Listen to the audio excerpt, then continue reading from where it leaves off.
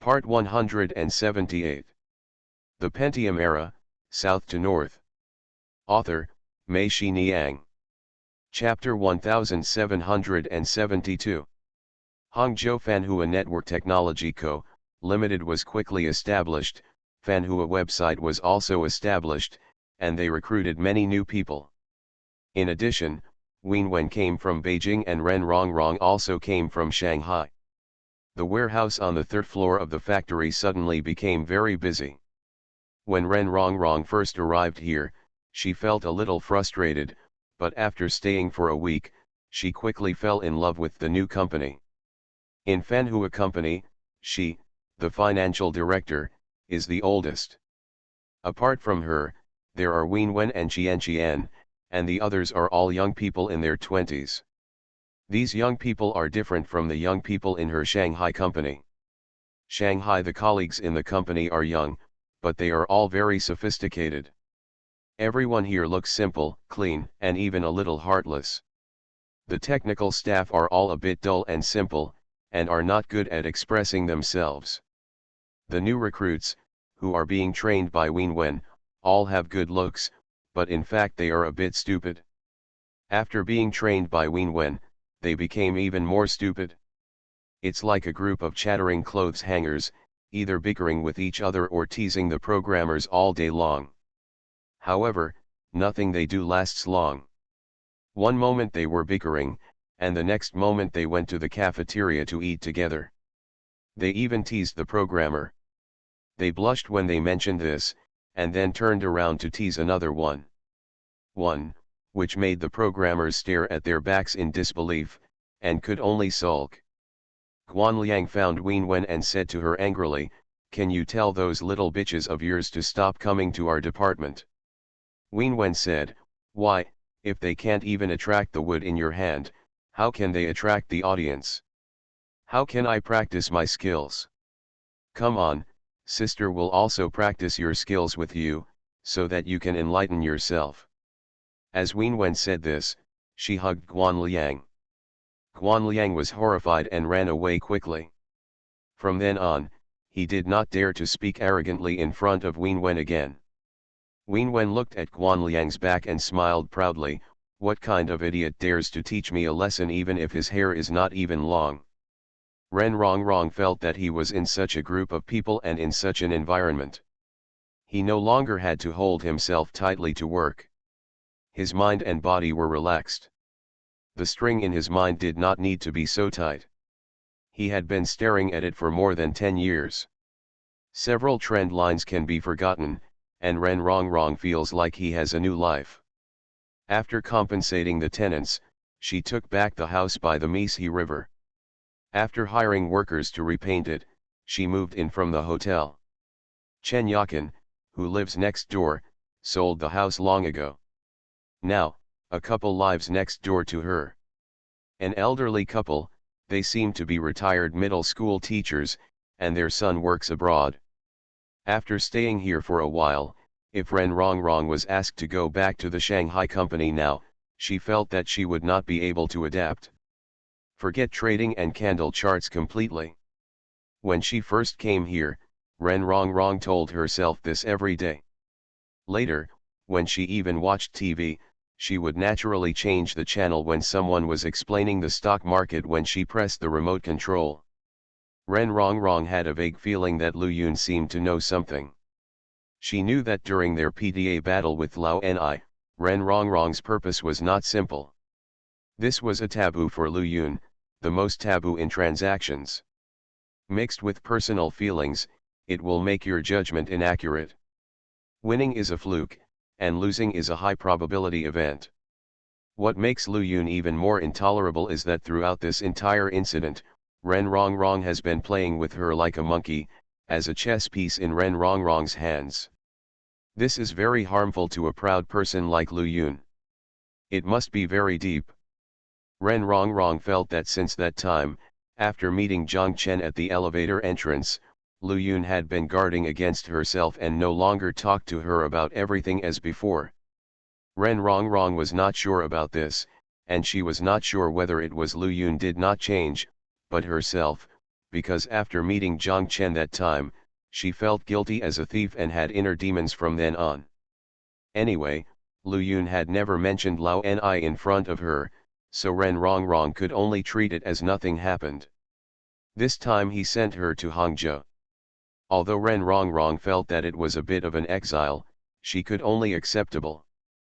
But when she saw Jiang Chen in Hangzhou, Jiang Chen didn't say anything or ask.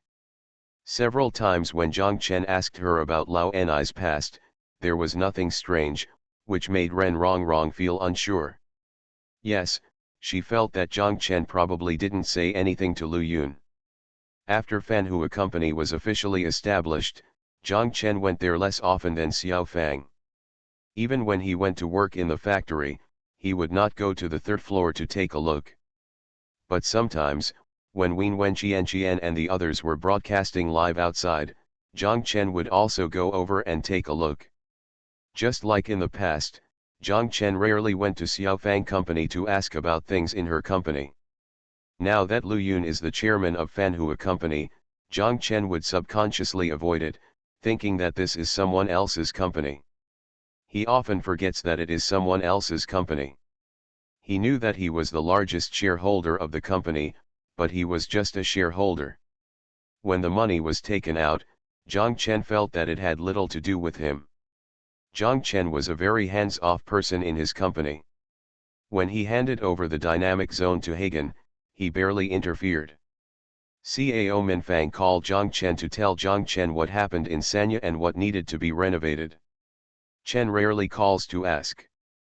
Their logistics space has grown to a very large scale, and it is up to the second-hand customer to make the decision for anything. Sometimes the second-hand customer calls him and is scolded by him.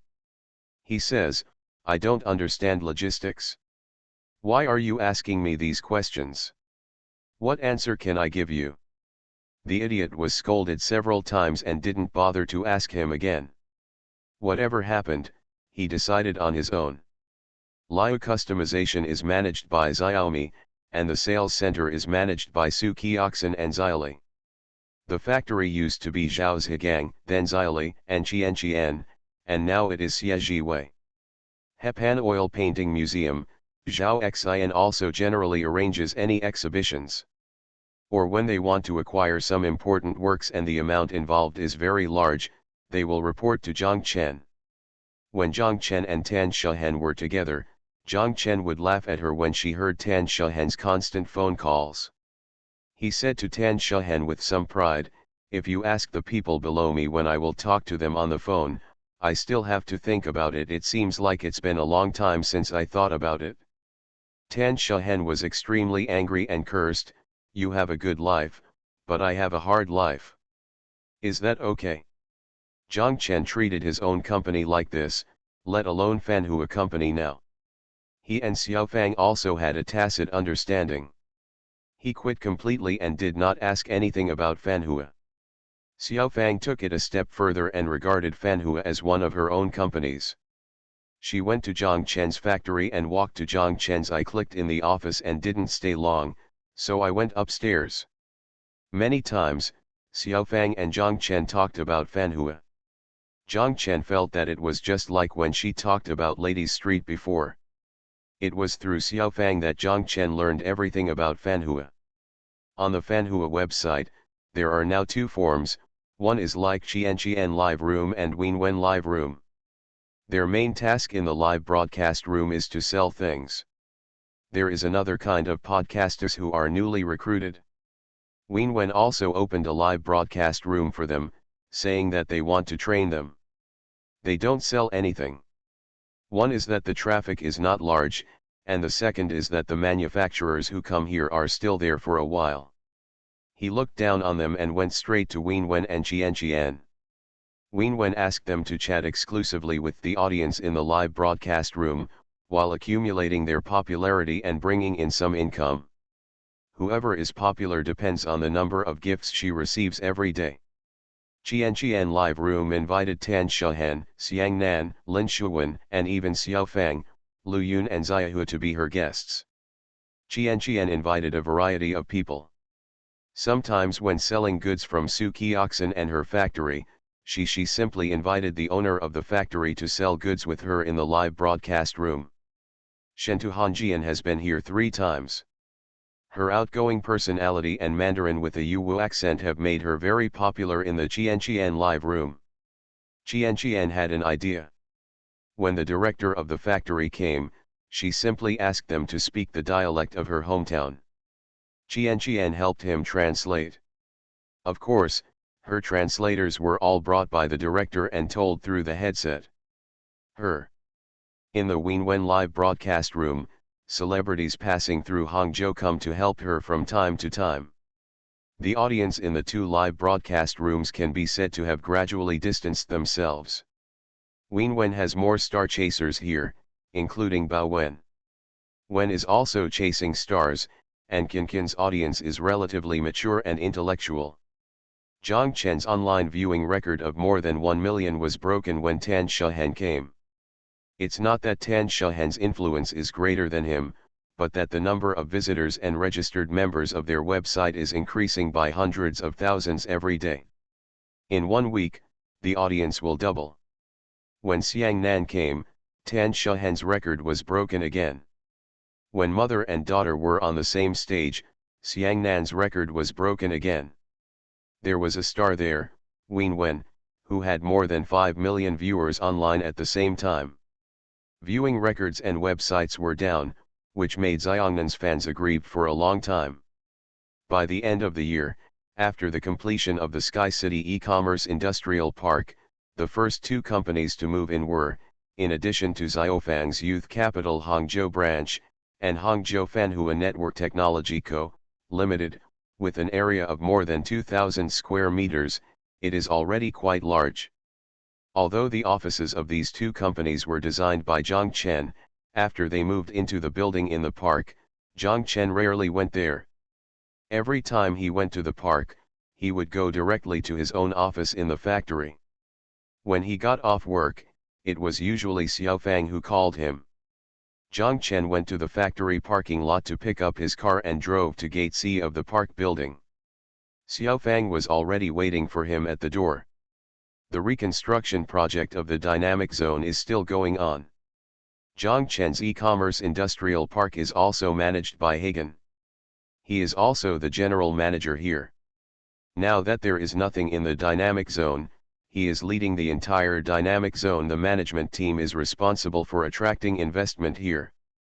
Before the park was completed, 2/3 of the area had been rented out. At this time, everyone was renovating and wanted to finish the renovation before the year. After the year, they could recruit people. The entire park was busy with traffic and people, and the on-site management was very difficult. The pressure was so great that Hagen couldn't go home until after 10 o'clock every night. This year is about to pass in such a messy state. At this time, Xiaofang's due date has arrived. Lu Yun and Zhang Chen said that Fanhua's round is also about to start. Xiaofang told Zhang Chen that there was one more important thing to do, and she was going to the hospital. Zhang Chen said yes, he knew that the important thing Xiaofang mentioned was not Fanhua's series of financing, but that Lu Yun, Xiaoa, and Ren Rongrong were preparing for this matter. Thank you ZDLM001, Quadratic VC, 2 fishes 1 up and 1 down, for the reward at 3 o'clock in the middle of the night. Thank you LH1970, Tianying 1978, Tian Wei, Captain Jim, Running with a Smile Watch, Girl Killer VIP, and Yin's Hirong for your monthly passes. Thanks for all the votes and reading. I wish you all good health. The Pentium Era, South to North. Author, Mei Shi Niang. Chapter 1773.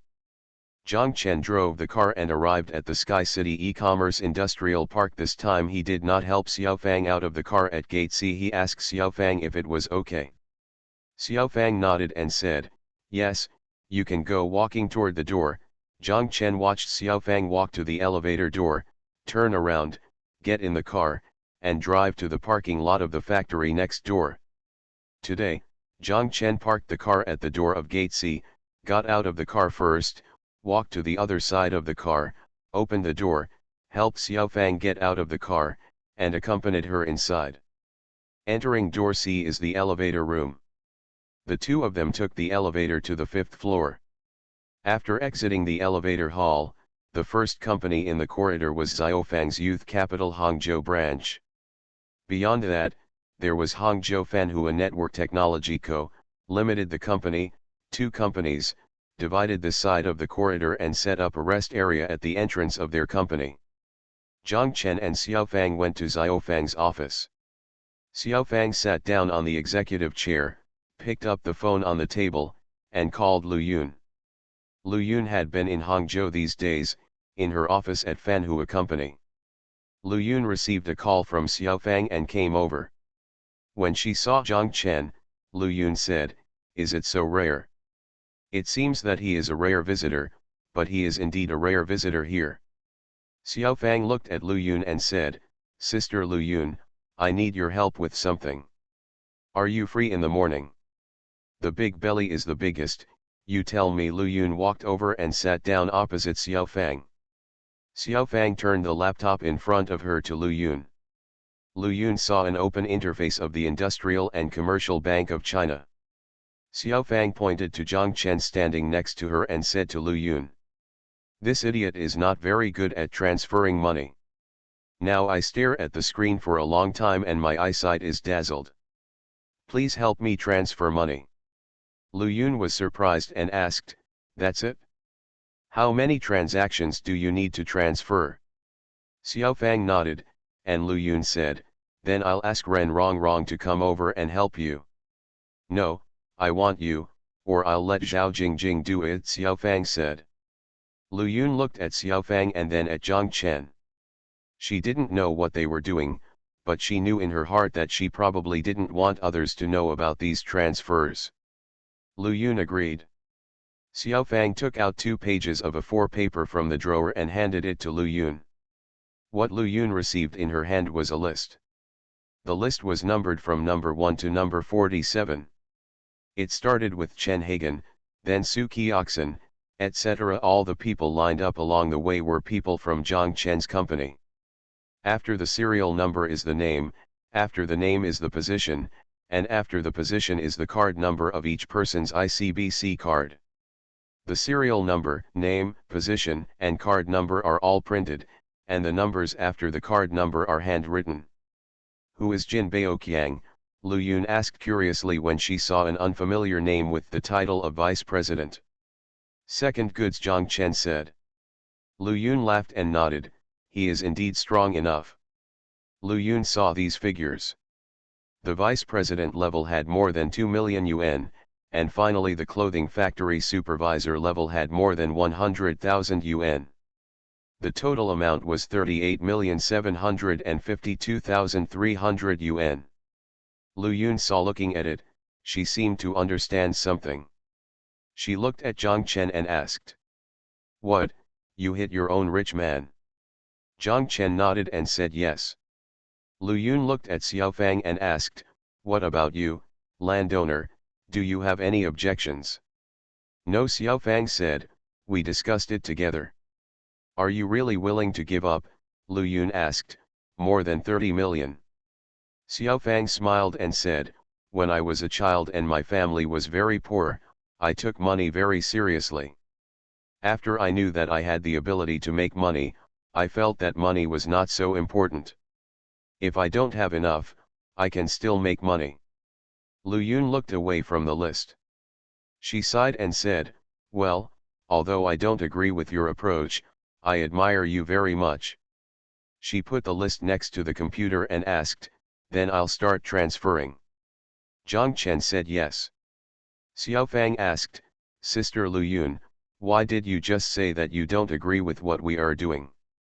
If you do this for a long time, it will become a habit and people will take everything for granted." Lu Yun said, "Also, money is also a weight and measure. It measures everyone's contribution and must be proportional.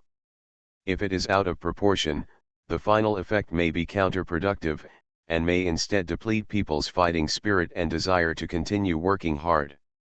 Zhang Chen said, "I just feel that they deserve it after following me for so many years."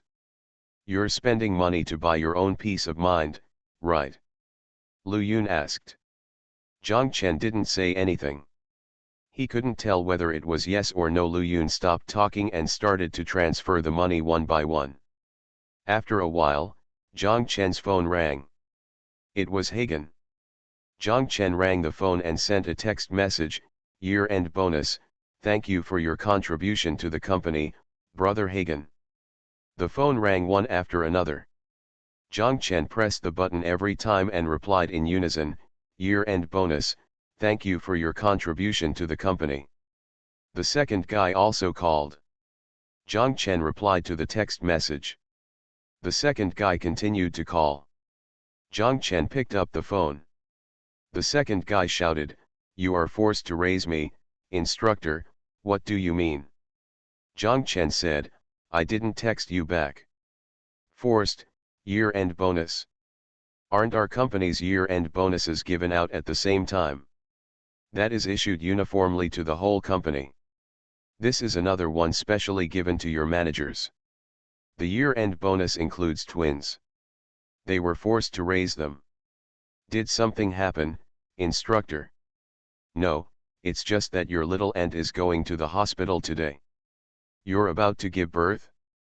Great. Xiaojun and I will come here during the holidays. The second-rate kid chuckled, "The instructor who forced me to raise you gave me a scare just now." What? I thought you were going to tell us to get lost after you divided the money, Huo said. Get out, Zhang Chen cursed. Okay, get out of here right away and ask my little aunt how she is. After that, the idiot hung up the phone. After a while, Xiao Wu and Xiao Li also called, asking Zhang Chen what happened. Zhang Chen told them that it was okay, but the two of them were still doubtful. Let's see if something went wrong, and there must be a monster. Did you scare everyone? Lu Yun said with a smile. Okay, it's all over. It's too late for you to regret it. Lu Yun stood up and said to Xiao Fang, "Let's go." Xiao Fang asked, "Where to go? Isn't this the last thing you have to do when you come to the office today? Why don't you go to the hospital after you're done? Be careful to leave the baby in the office." "Come on, I'll go to the hospital with you," Lu Yun said. Xiao Fang giggled, "Thank you, Sister Lu Yun." They drove to the number 1 city hospital.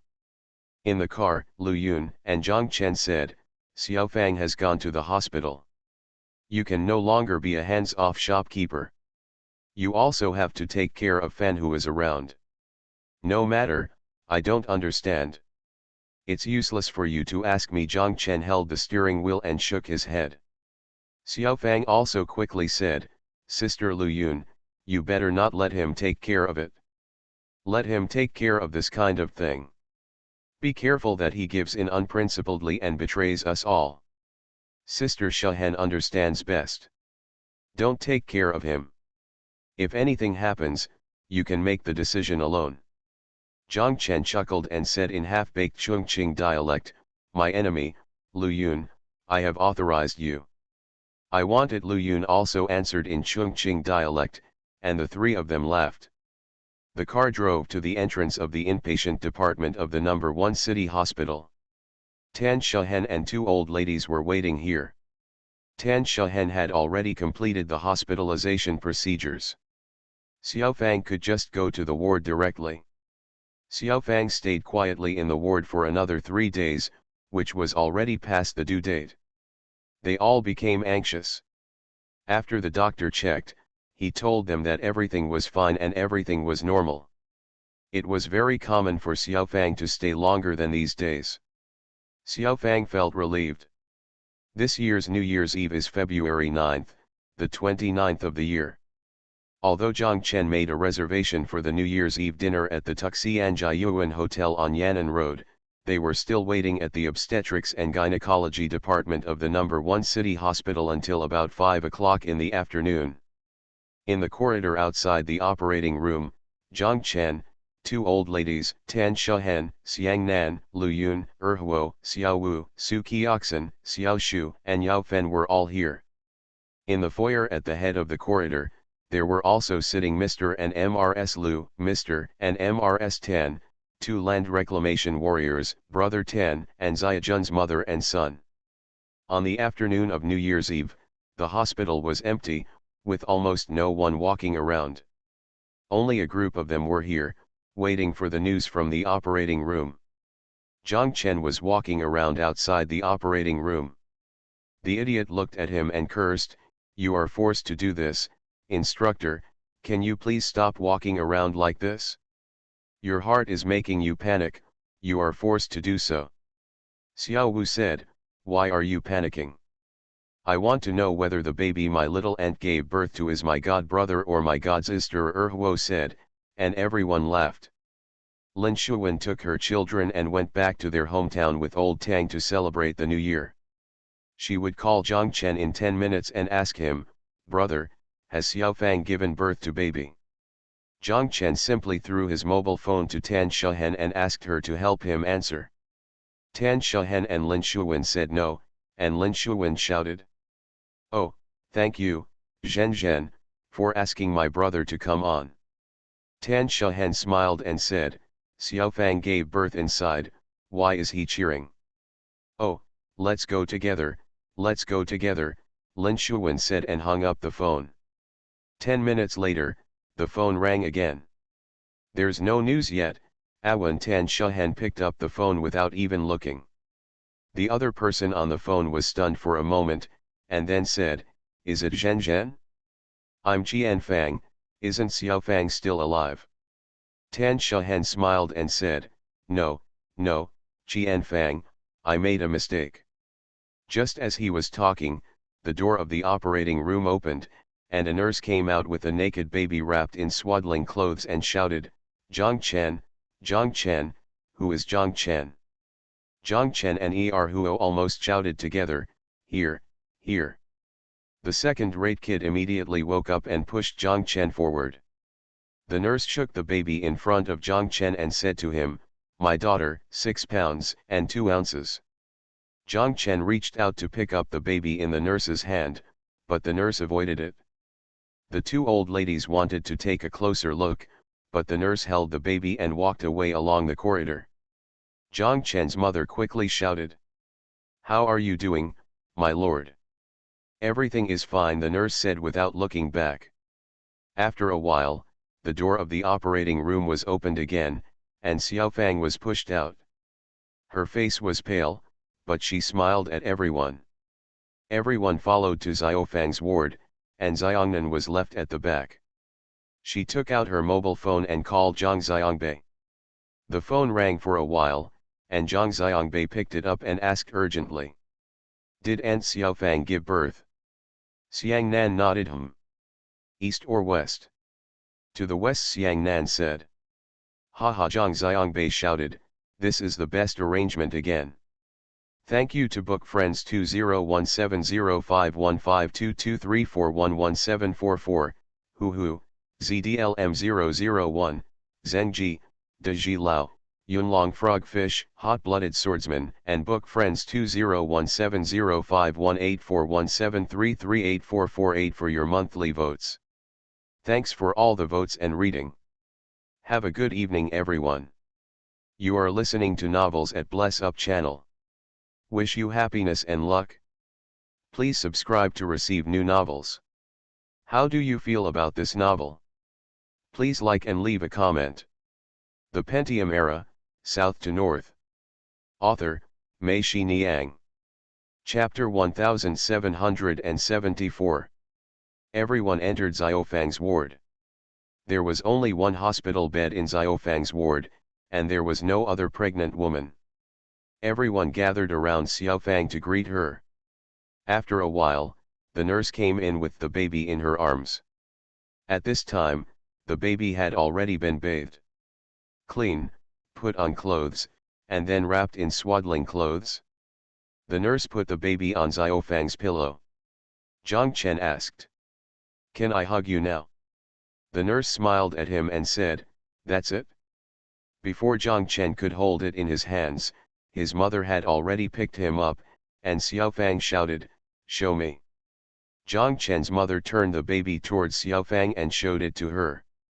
Xiaofang was shocked when she saw a face with closed eyes, a wrinkled face, a closed mouth and a sunken face. She said with a sad face, "It's so ugly. What did I give birth to? Newborn babies are like this. They will bloom in a day or two. Our Zixi is very beautiful." Zhang Chen's mother hugged Zhang Xiangzi and said that Xiaofang's mother hit Xiaofang and scolded her, "You were like this when you were born." Xiaofang giggled. Zhang Xiangzi was passed around in everyone's hands. She finally opened her eyes and looked at this strange world and strange people. This little guy was very brave and did not cry. She was teased and praised all the time. Nan said, "Did you see that we, Zixi, started thinking about life as soon as we were born?" Everyone laughed, and this little guy actually laughed too. In fact, it just looked like a smile.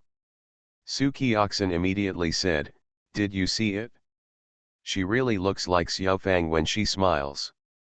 How beautiful is she?" Zhang Chen smiled and scolded, "You are really good at talking." Zhang Chen's mother immediately glared at him and cursed, "Of course, Qiao Xian is smarter than you." Zhang Chen was too lazy to argue with his mother. He told Tan Shahan, "You can take everyone to a New Year's Eve dinner. I'm here." Tan Shahan said yes and invited everyone to come together. Xiaofang's mother said to Zhang Chen, "I'm here, you can go." Zhang Chen shook his head, "I don't want to eat it yet, you go ahead." Lu Ligan's mother said, "Let's go and let the three of them talk and let the child get to know his parents." After everyone heard this, they walked out. Not only did the ward suddenly become quiet, but Xiaofang felt that the whole world had become quiet. Xiaofang and Zhang Chen said, "I want to sit up." Zhang Chen held Zhang Xiangzi with one hand and shook the handle of the hospital bed with the other hand, making Xiaofang sit up. "Give me a hug," Xiaofang said. Zhang Chen handed Zhang Xiangzi to Xiaofang, Xiaofang hugged her, and Zhang Chen sat down in front of the bed. Xiaofang stared at Zhang Xiangzi in her arms, and Zhang Xiangzi also looked at her with his mouth twisted. Xiaofang smiled slightly and said to Zhang Chen, "Our daughter is still very beautiful, right?" "Of course," Zhang Chen said, "thank you for your hard work." Xiaofang shook her head and suddenly choked up, "I really want to take her to show her to my sister.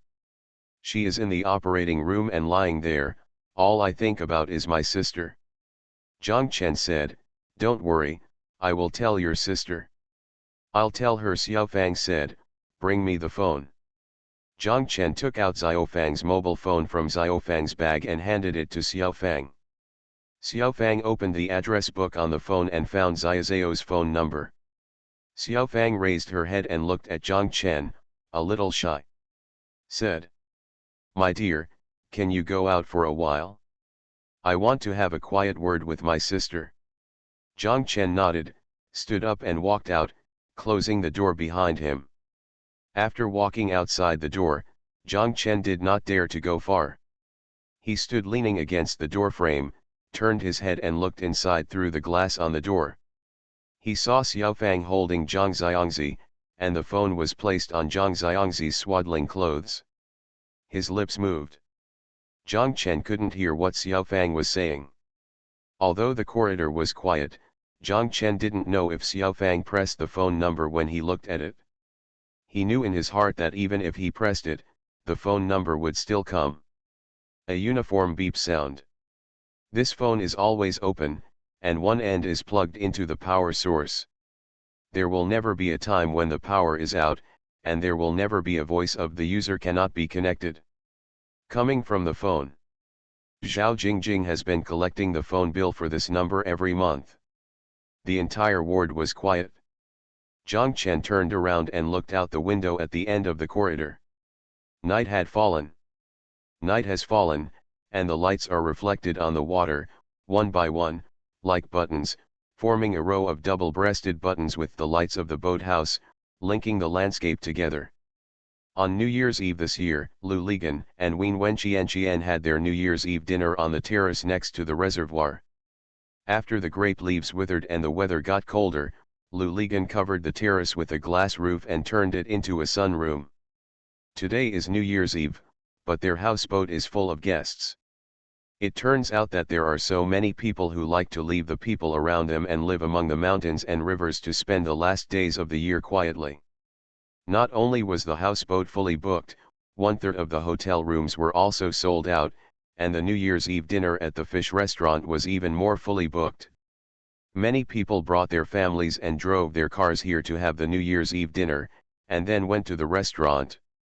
Fireworks were set off on the embankment, and sparks shot into the sky one by one. When they exploded, they lit up the surrounding mountains. In Yangzhou and Chenzhou cities, fireworks and firecrackers are no longer allowed to be set off. The three of them were on the terrace, drinking and eating while looking at the reservoir and the brilliant fireworks outside. Luligan stood up, walked to the edge of the terrace, reached out and opened a window, and a sharp cold air came in from the outside. Qian cursed. "You're going to die, close it quickly, it's freezing." Luligan slammed the window shut and said, "I'll go to the power generation workshop to have a look." Luligan walked out. Wenwen and Qian ignored him and let him go. When he walked downstairs, Wenwen stood up and walked back to the room, took out a laptop and put it on the table. Qian said, "It's still early, only 10 minutes left." In the living room behind them, the voice from the turned-on TV told them that the Spring Festival Gala had already begun. However, they did not want to go in to watch the Spring Festival Gala. Wenwen clicked on the Fanhua website. On the website, at 8:30 tonight, then two diehards with the same names as them, Wenwen and Qian, will jointly live broadcast to sell things tonight, and it is said that the discounts are amazing. These two diehards are so fun. Although the signal here is not very strong, the live broadcast screen will be mosaic from time to time, and sometimes there is a bit of lag, but they still like to watch these two diehards. I don't know if it's because they have the same name, they feel a little familiar when they look at them. Because they want to watch Wenwen and Kinkin's combined live broadcast in Qian live room. Wenwen and Qian also wish Luligan was not around, because when they were browsing the previous programs of Qian live room, they unexpectedly discovered that their familiar brother Zhang Chen appeared in the Qian live broadcast room. Although Zhang Chen is now a celebrity, it is not surprising for him to show up wherever he is invited, but Wenwen and Qian still did not tell Luligan about this. In their hearts, they felt vaguely that they should not let him go. What happened to Luligan's contact with the outside world? They didn't want him to leave. Although many times, they felt that his heart was wandering, and they felt that he would leave here one day, but at least not now. Luligan took the escalator and reached the foot of the embankment. In the parking lot below, there were many cars parked. With the help of the weak lights in the parking lot, Luligan saw these cars from all over the world, and he was among them. Saw a car with a Zhejiang license plate, Luligan was startled, and almost shed tears. Damn it, it's a car from Hangcheng. Luligan couldn't remember how long it had been since he had seen a car with a Hangcheng license plate. Who in Hangcheng would actually know this place and still live like this? Luligan felt a little incredible when he came into this ravine. Luligan shook his head and continued walking forward. The door of the power generation workshop is closed, but the lights in the windows are still on, because a new hydraulic generator is being installed. The power generation workshop has been shut down for more than 2 months, but there are people on duty here every day. On a day like tonight, of course it won't even kill anyone. Luligan pushed the door open and went in. The air conditioner inside was not turned on and it was as cold as outside. When he heard someone coming in, the man on duty raised his head and Luligan asked, "Why you?" He saw a man sitting in front of an electric stove in the huge power generation workshop. An enamel pot was steaming on the stove. Wu Rongui was sitting in front of the electric stove, holding a teapot in one hand and a teapot in the other. He was holding a pair of chopsticks and drinking wine. In the workshop behind him, there are piles of neatly stacked machines, and even the wooden packaging boxes outside have not been removed. When Lu Ligan approached, Wurongui told him that he was on duty for the workers and that he was sending the workers back to have New Year's Eve dinner. "You don't need to eat?" Lu Ligan asked. Wurongui tapped the enamel jar on the electric stove with chopsticks. "Am I already eating?" "Where's your wife?" "She took her child with her and went back to her parents' house in the county to spend the New Year." Wurongui asked, "Would you like some?" Lu Ligan said yes. Wurongui stood up, found a cup and a pair of chopsticks for Lu Ligan, picked up a plastic bucket on the ground, which contained rice wine he brought from home, filled it up for Lu Ligan, and Lu Ligan drank it. With one mouthful, he shouted, "The wine is good." Picking up the chopsticks, he reached into the pot and flicked it. In addition to the stewed vegetables, there was only tofu in the pot. Lu Ligan cursed, "Is this your New Year's Eve dinner?" "Yes," Wurongui said. "Damn it, you don't even know how many dishes the boss will deliver to you." "How did you become the vice president?" Lu Ligan scolded. Wurongui smiled, "I don't like to eat anything else." "No wonder you have a sallow complexion and thin skin, like a person from before 1949, Lu Ligan said. "It's just green vegetables and tofu, and you have the nerve to treat me to a drink." "You don't have to drink if you like," Wurongui said. "Drink it? Wine is good wine. It would be a pity not to drink it." Lu Ligan said as he picked up his cell phone, called the fish restaurant above, and told them to send me a basin of fish. Yes, yes, there is a power generation workshop down below. By the way, if there are any other braised vegetables, please bring me too. Come down. Thank you Huhu, Zengji, Quadratic VC, and 2 fish for the rewards. Thank you Huhu, Tian Weiwei, Yaoju, Shiyo 201809062232049334, Du Heke, only remember the original intention if you don't see the future, Shiyo 201805121221105118, Shiyo 201808030256350447, Gongzimayanzi, Hearing the Wind, Lin Er Tinkerbell, Bolank, Kinkin's Dad, and Mike's Monthly Pass. Thanks for all the votes and reading. I wish you all good health. The Pentium Era, South to North. Author, Mei Shi Niang. Chapter 1775. Lu Ligan and Wurongui drank until about 11 o'clock. When they passed the parking lot, they saw that the number of vehicles in the parking lot had not decreased, including the car with the Zhejiang license plate. Lu Ligan was surprised. "These people don't you want to leave even after dinner?" The escalator to the top of the embankment was closed. Lu Ligan walked up the stairs and sat on the cold stone steps for a while. When he climbed to the top of the embankment, Lu Ligan was startled. He saw that the lights in all the rooms in the hotel were on. Before Lu Ligan could get closer, he heard the noisy sound of playing mahjong coming from the hotel. Lu Ligan understood. No wonder there were many cars below. It turned out that these people who came to the fish restaurant for New Year's Eve dinner had a room in the hotel and played mahjong after the meal. This night, it seemed that the place would be lively. Lu Ligan didn't want to continue walking inside, but turned around, took a detour through the door of the fish restaurant, and walked towards the embankment. 2 people stood at the door of the fish restaurant smoking and cursing. "Unfortunately, I just finished my work, and at short notice, I have to work overtime and make late-night snacks." The man who spoke had his back towards the direction Lu Ligan was walking towards. The person standing face to face with him had already seen Lu Ligan and quickly kicked his companion, who was kicked and cursed.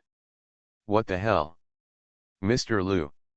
The one who kicked the person shouted at Lu Ligan. The person who was kicked was shocked, turned around in panic, and shouted to Lu Ligan, "Mr. Lu." Lu Ligan nodded to them, said thank you, and walked over. With so many people playing mahjong here, they will definitely be hungry in the middle of the night. In this ravine, if the restaurant does not provide late-night snacks, everyone will have no choice but to curse and go hungry at the same time. Lu Ligan didn't know whether Wen Wen or Qian Qian gave the temporary overtime order. They were very thoughtful. Lu Ligan walked along the road on the top of the dam towards the other end of the dam. In such a cold weather, everyone was huddled in the room. At this time, no one was setting off fireworks on the top of the dam. It would still take more than half a day. Hours later, at midnight, the place will become lively again. The wind blowing from the water was a bit cold. Lu Ligan had just drank a lot of rice wine. He didn't get drunk, but his body was warm from the drink.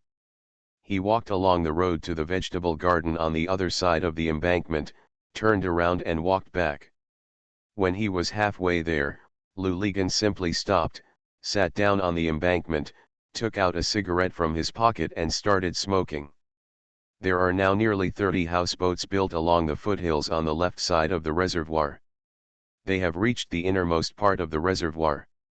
All the houseboats are lit up and spread together like a shining zipper. Pulled in. Lu Ligan sat down and finished smoking a cigarette. He put out the cigarette butt on the hard mud and took a deep breath. He took out his mobile phone from his pocket, opened the address book, and slowly slid it to Meng Ping. Although he knew that Meng Ping's mobile phone was thrown away with him when they fled Hangzhou, Lu Ligan still clicked and then pressed the call button. The phone actually sounded a steady beep, beep sound, and then was picked up. Which one? A strange voice came from the phone. Lu Ligan was stunned for a moment and shouted, "Lao Meng, is it you?" "Wrong call," the other party said angrily and hung up the phone. Lu Ligan held the phone for a while and realized that it must be Lao Meng's number. After a certain period of outage, the mobile company sold the number again. Lu Ligan shook his head and deleted the number. He then swiped to Zhang Chen's phone, hesitated, but never pressed it again, and then swiped to his home phone. Today was New Year's Eve. He wanted to call home, but he didn't know that when the call went through, he should say something. What? Lu Ligan gave up in the end. He sighed. He didn't know whether his parents were celebrating the New Year in Hangzhou or Sanya. One thing he could rest assured was that Zhang Chen would not go to his house when he was there. When he was away, Zhang Chen would go to his house every New Year's Eve. I will definitely go to his house, and maybe his parents will have New Year's Eve dinner with Zhang Chen. Lu Ligan slid to Tan Shahan's number, slid it over and then slid back. He remembered the looking for Lu Ligan advertisement. Lu Ligan sighed and slid the number over again. Lu Ligan looked at the water in front of him. He felt that his past was like a scab wound. After a long time, he no longer had the courage to even open it and take a look. There is no moon today, but the sky is full of stars. Even the stars in the sky are unpredictable. What is Lu Ligan thinking about? Lu Ligan stood up and continued walking towards the other end of the embankment. It was almost 12 o'clock, and several children began to appear on the embankment. They shot sky-piercing monkeys first into the sky, and then into the reservoir. It shot out and stirred up a little dark spray on the water. After a while, the embankment will be lively. Lu Ligan stepped up his pace and fled here as if he was running away. He walked upstairs. The lights in the living room were on and the TV was on. On the TV, several hosts stood in a row with happy expressions on their faces. The countdown had already begun. Wen Wen and Qian Qian were not in the living room. He went outside to the terrace, and there was no one on the terrace. At this time, fireworks were already rising on the embankment. With the bang-bang explosion and the cheers of people, they were all mixed into the dazzling fireworks. Lu Ligan's cell phone rang. It was Wen Wen. He picked it up, and Wen Wen cursed. "Where did you die?" "I'm at home. Where have you been?" Lu Ligan asked. "Where have we been?" "Humph, there are suddenly so many extra customers. Qian Qian and I are working as waiters," Wen Wen shouted loudly. Zhang Chen and Xiao Fang were talking, and Xiao Fang said, you should go eat too. I'm fine here. If anything happens, you can call the nurse. Jiang Chen shook his head and said, I'm not hungry, and asked again, what do you want to eat? I don't want to eat it, Xiao Fang said, I just looked at her. You tell me, is it strange or not? The more I look at her, the better she looks, and the happier I feel. Jiang Chen smiled and said, of course, our child is beautiful. Smelly, Xiao Fang said. Jiang Chen asked, aren't you? The two people were talking when the door of the ward opened and Xiaoshu and Yao Fen walked in. Yao Fen and Xiao Fang said, we brought you chicken soup. Xiaoshu looked at Xiao Fang and smiled, sister, I asked the chef to fry the twice-cooked pork for you. I added a lot of spicy food. Do you want to eat it? Xiao Fang's eyes lit up and she quickly shouted, yes, yes, that's great. Xiao Fang screamed so loudly that Zhang Xiangzi was frightened and started crying. Yao Fen quickly picked her up and shook her in his hand. Zhang Xiangzi stopped crying immediately. Xiao Fang made a face at Jiang Chen. Jiang Chen moved the bedside table in front of Xiao Fang. Xiaoshu put the chicken soup, twice-cooked pork, and 2 dishes on the bedside table, opened the lid one by one, and Xiao Fang took a deep breath. Shouted. That's great. I haven't smelled spicy food in a long time.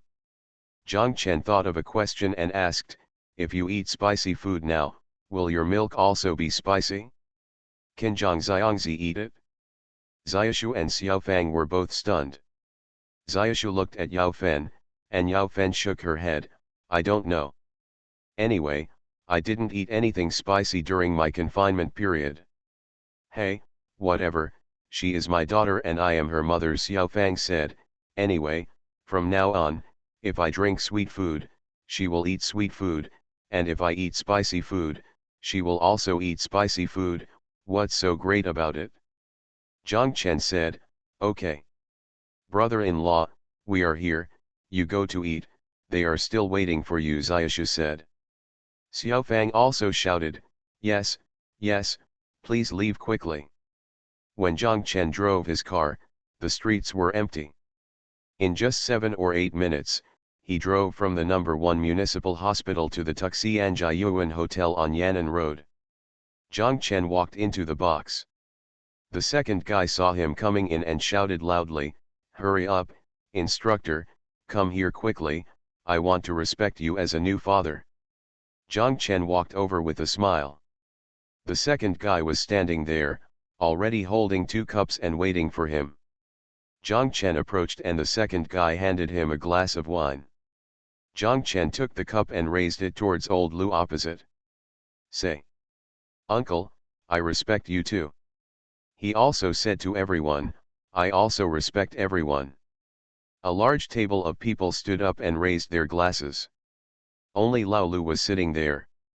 He muttered something and drained the wine in the glass in one gulp. The other people, wine and drinks, also followed suit. After drinking some, Jiang Chen and Huo also drank all the wine in their glasses. As soon as Jiang Chen sat down, Lu Ligan's mother suddenly asked, Chen, is our pole as big as yours? Jiang Chen was stunned for a moment. He looked at Tan Shahen and said, yes, they are the same size. Zhuangzi's mother sighed, oh, they are the same age, and your second child has been born. I don't know where the debt collector in our family is. This old man who is celebrating the new year doesn't even know how to call me back. You guys said, what is the use of having a son like this? Ganza's mother began to cry as she spoke, and Jiang Chen's mother quickly comforted her. Tan Shahen looked at her parents and then at Xiang Nan, who sipped her own coconut juice and seemed not to hear what they were saying. Tan Shahen looked at Jiang Chen again, smiled bitterly, and shook her head. Xiang Nan suddenly raised her head and drank all the coconut juice in the cup. She stood up and seemed to have made up her mind. She walked to the mother of the Pole and said to her, Grandma, there is one thing that they haven't told you. Let me tell you. Zhuangzi's mother turned around, looked at Xiangnan and said, Nanan, What do you want to tell me? What I want to tell you is that you are my biological grandmother and I am your biological granddaughter. Xiongnan looked at Zhang's mother and said word by word. Ganz's mother was stunned, and Lao Lu also turned around and looked at Xiangnan. Lao Lu had already woken up from drinking.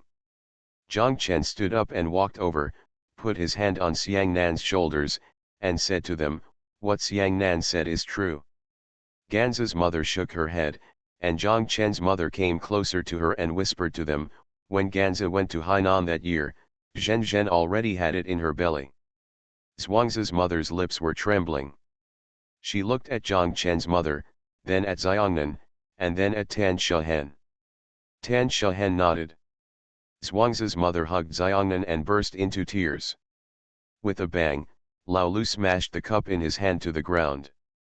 Everyone was shocked, and Lao Lu also burst into tears. Zhang Chen and Tan Shahen hurried over, and Lao Lu fanned himself with a pop sound. Slap, and Tan Shahen said, "Zhen Zhen, I'm sorry, I shouldn't have said that to you before. It was because I, an alcoholic, was confused. Thank you Quadratic VC for the reward. Thank you to Xiao Xian Zibao, Dong Long Dong, Lao Shen Zisang, Baikan Scholar, Kankan Shui, ZDLM001, Wanderer Xiaoliu, Hu, no future, only remember the original intention, Mike, and how, Hot-Blooded Swordsman, Book Friends 120622101009159 monthly ticket. Thanks for all the votes and reading. Have a good evening everyone. The Pentium Era, South to North. Author, Mei Shi Niang. Chapter 1776.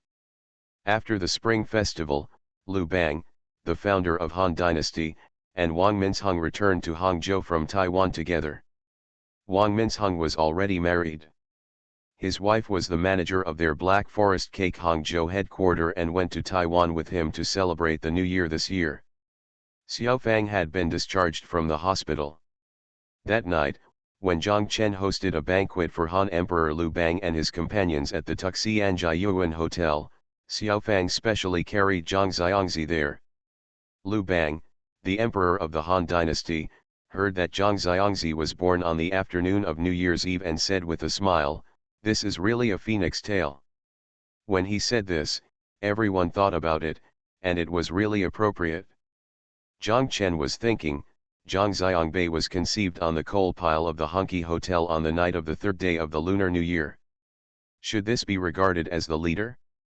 His own son and daughter, Xiangbei and Xiang, were actually dragon heads and phoenix tails. Zhang Chen thought to himself and couldn't help but feel happy. Xiaofang asked him quietly, "Why are you having fun?" Of course Zhang Chen couldn't talk about it here. He smiled and said in Xiaofang's ear, "I'll talk to you when I get home." Liu Bang, the emperor of the Han dynasty, looked at Zhang Chen and Xiaofang and was very moved. This scene really seemed to him like the scene when he invited Zhang Chen and Xiao Zhao to dinner at Wanghu Hotel. Zhang Chen asked Han Emperor Liu Bang, "Didn't Xiaohu come back with you?" Liu Bang, the emperor of the Han dynasty, shook his head, "His mother is sick." "Is it important?" Tan Shahen and Zhang Chen asked almost in unison. "It's quite impressive. Xiaohu's father was transferred back to Taiwan from the United States." Liu Bang, the emperor of the Han dynasty, sighed as he spoke. "Miss Cai has had a hard life.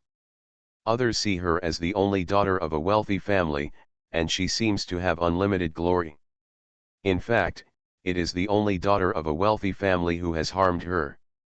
She cannot even live a normal life. Her illness, it's also caused by boredom." Everyone listened and sighed. The days go by very quickly, and the days of the new year feel even faster. Everyone seems to have just gone to work. In a flash, the Lantern Festival has passed, and in a flash, the entire February has passed. In the wind blowing in the face, there is already the faint smell of green grass and deciduous plants. Especially in a city like Hangzhou, the whole city seems to be getting greener day by day, and then suddenly, the colors of the city become richer. The richness is not only the flowers, plants, and trees in nature, but also the women who have taken off their winter clothes. Their whole bodies are stretched out, and the clothes on their bodies become gorgeous overnight. Spring is the season for the willow trees by the West Lake. It is also a season for women, especially for Hangzhou, the women's clothing capital of China. Xiaofang and Zhang Chen said that their round of flowering has already started, and the company's valuation is 960 million yuan.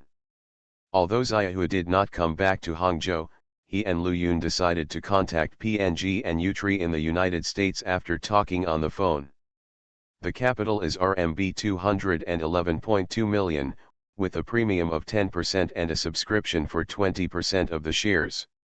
Can this thing be priced at a premium? Zhang Chen asked with a smile. Of course, there are a lot of people in need. One of the companies under Yangtze Petrochemical that Sister Lu Yun worked with was ready to buy the 20%, but in the end they didn't get any of it, Xiaofang said. Why, isn't it good to sell to domestic companies? Zhang Chen was surprised. Not good, Xiaofang said. The shareholder structure is diversified and there is an appropriate proportion of foreign capital. This will be more convenient for listing in the United States and subsequent refinancing. Zhang Chen understood and nodded. More than half of the customers in the Sky City e-commerce industrial park have already settled in, and the remaining houses, Hagen and Zhang Chen said, have been rented out. The last 4,000 square meters were taken by Lu Yun and Xiaofang. Lu Yun's company also participated in the operation of Xiaofang's incubator, so that they expanded the scale of the incubator. After 3 months, Xiaofang became more and more anxious day by day.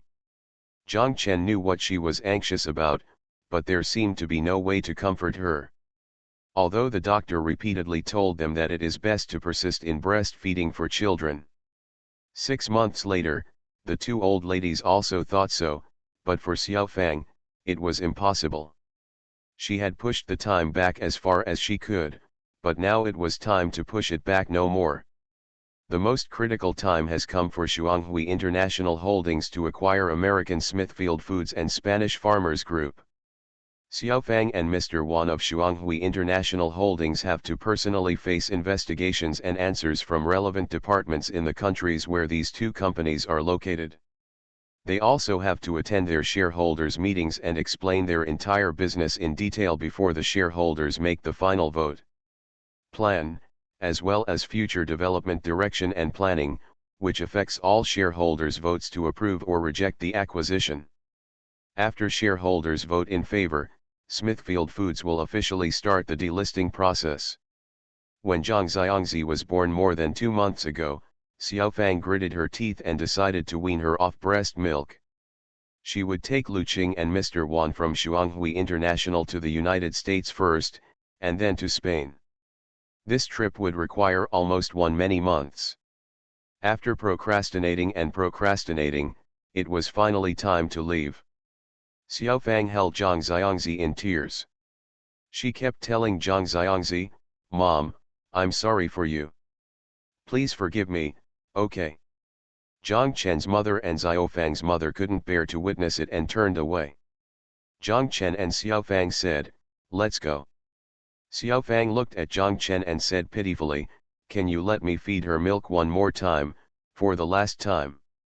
Zhang Chen said yes and sat down on the sofa. In fact, Xiaofang had just fed Zhang Xiangzi 10 minutes ago. When she put her nipple into Zhang Xiangzi's mouth, Zhang Xiangzi just held it in his mouth, not sucking. He opened his eyes and looked at Xiaofang.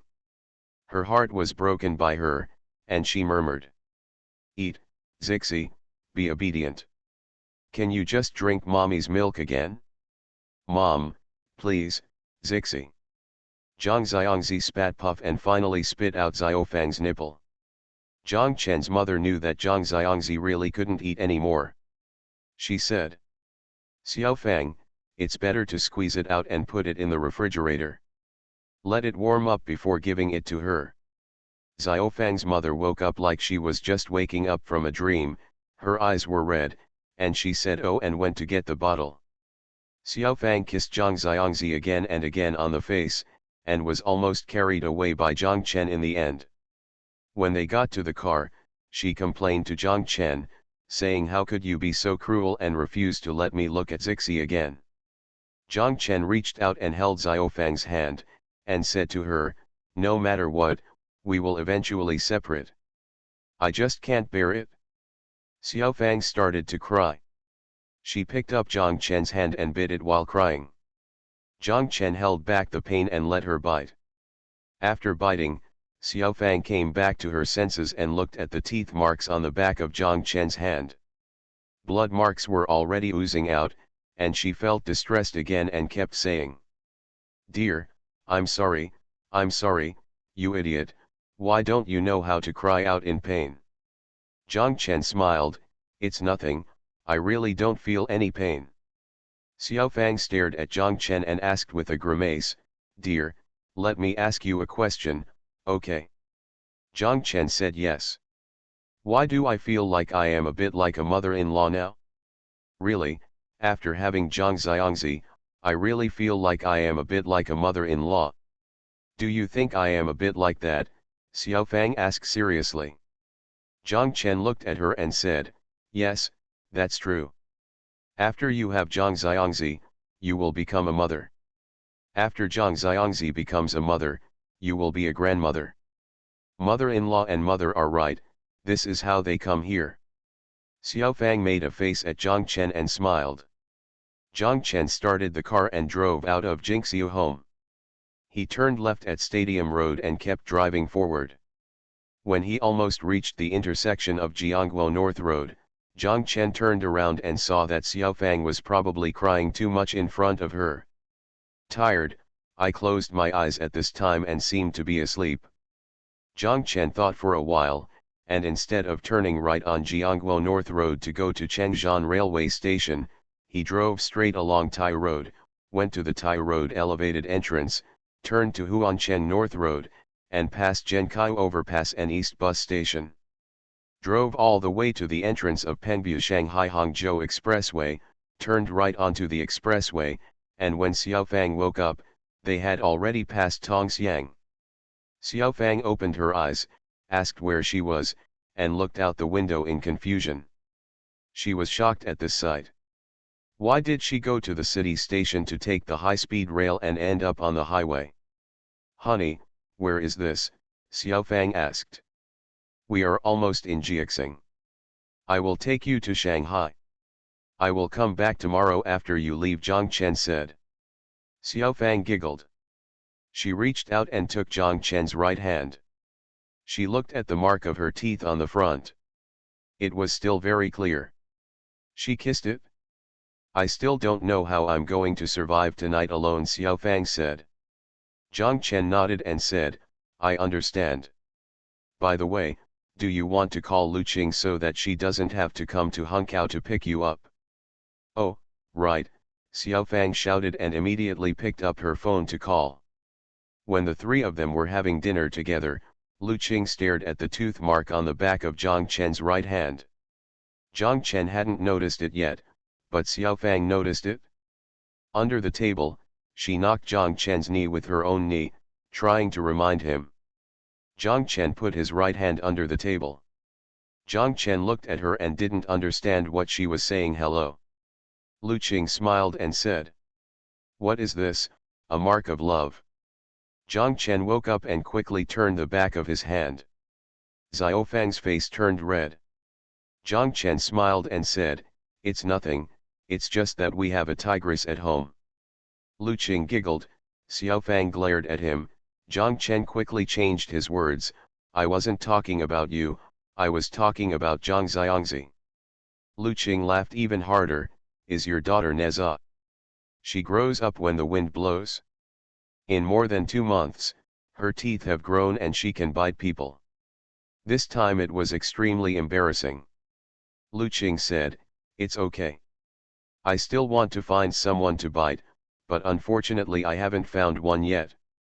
After saying that, she giggled. After dinner, Zhang Chen and Xiaofang returned to Century Fairview. As soon as they entered the elevator, Xiaofang rode on Zhang Chen's back and said to him, "Who told you to call me a tigress? Carry me up." Zhang Chen said, "Yes, I will carry you and the elevator will carry me." "Thank you Huang Pipi, 1390-628-1900, ZDLM001, flipping the book every day, Dal Tin Soldier, third from top to bottom, 2 fishes one above the other, and the reward at 3 o'clock in the middle of the night."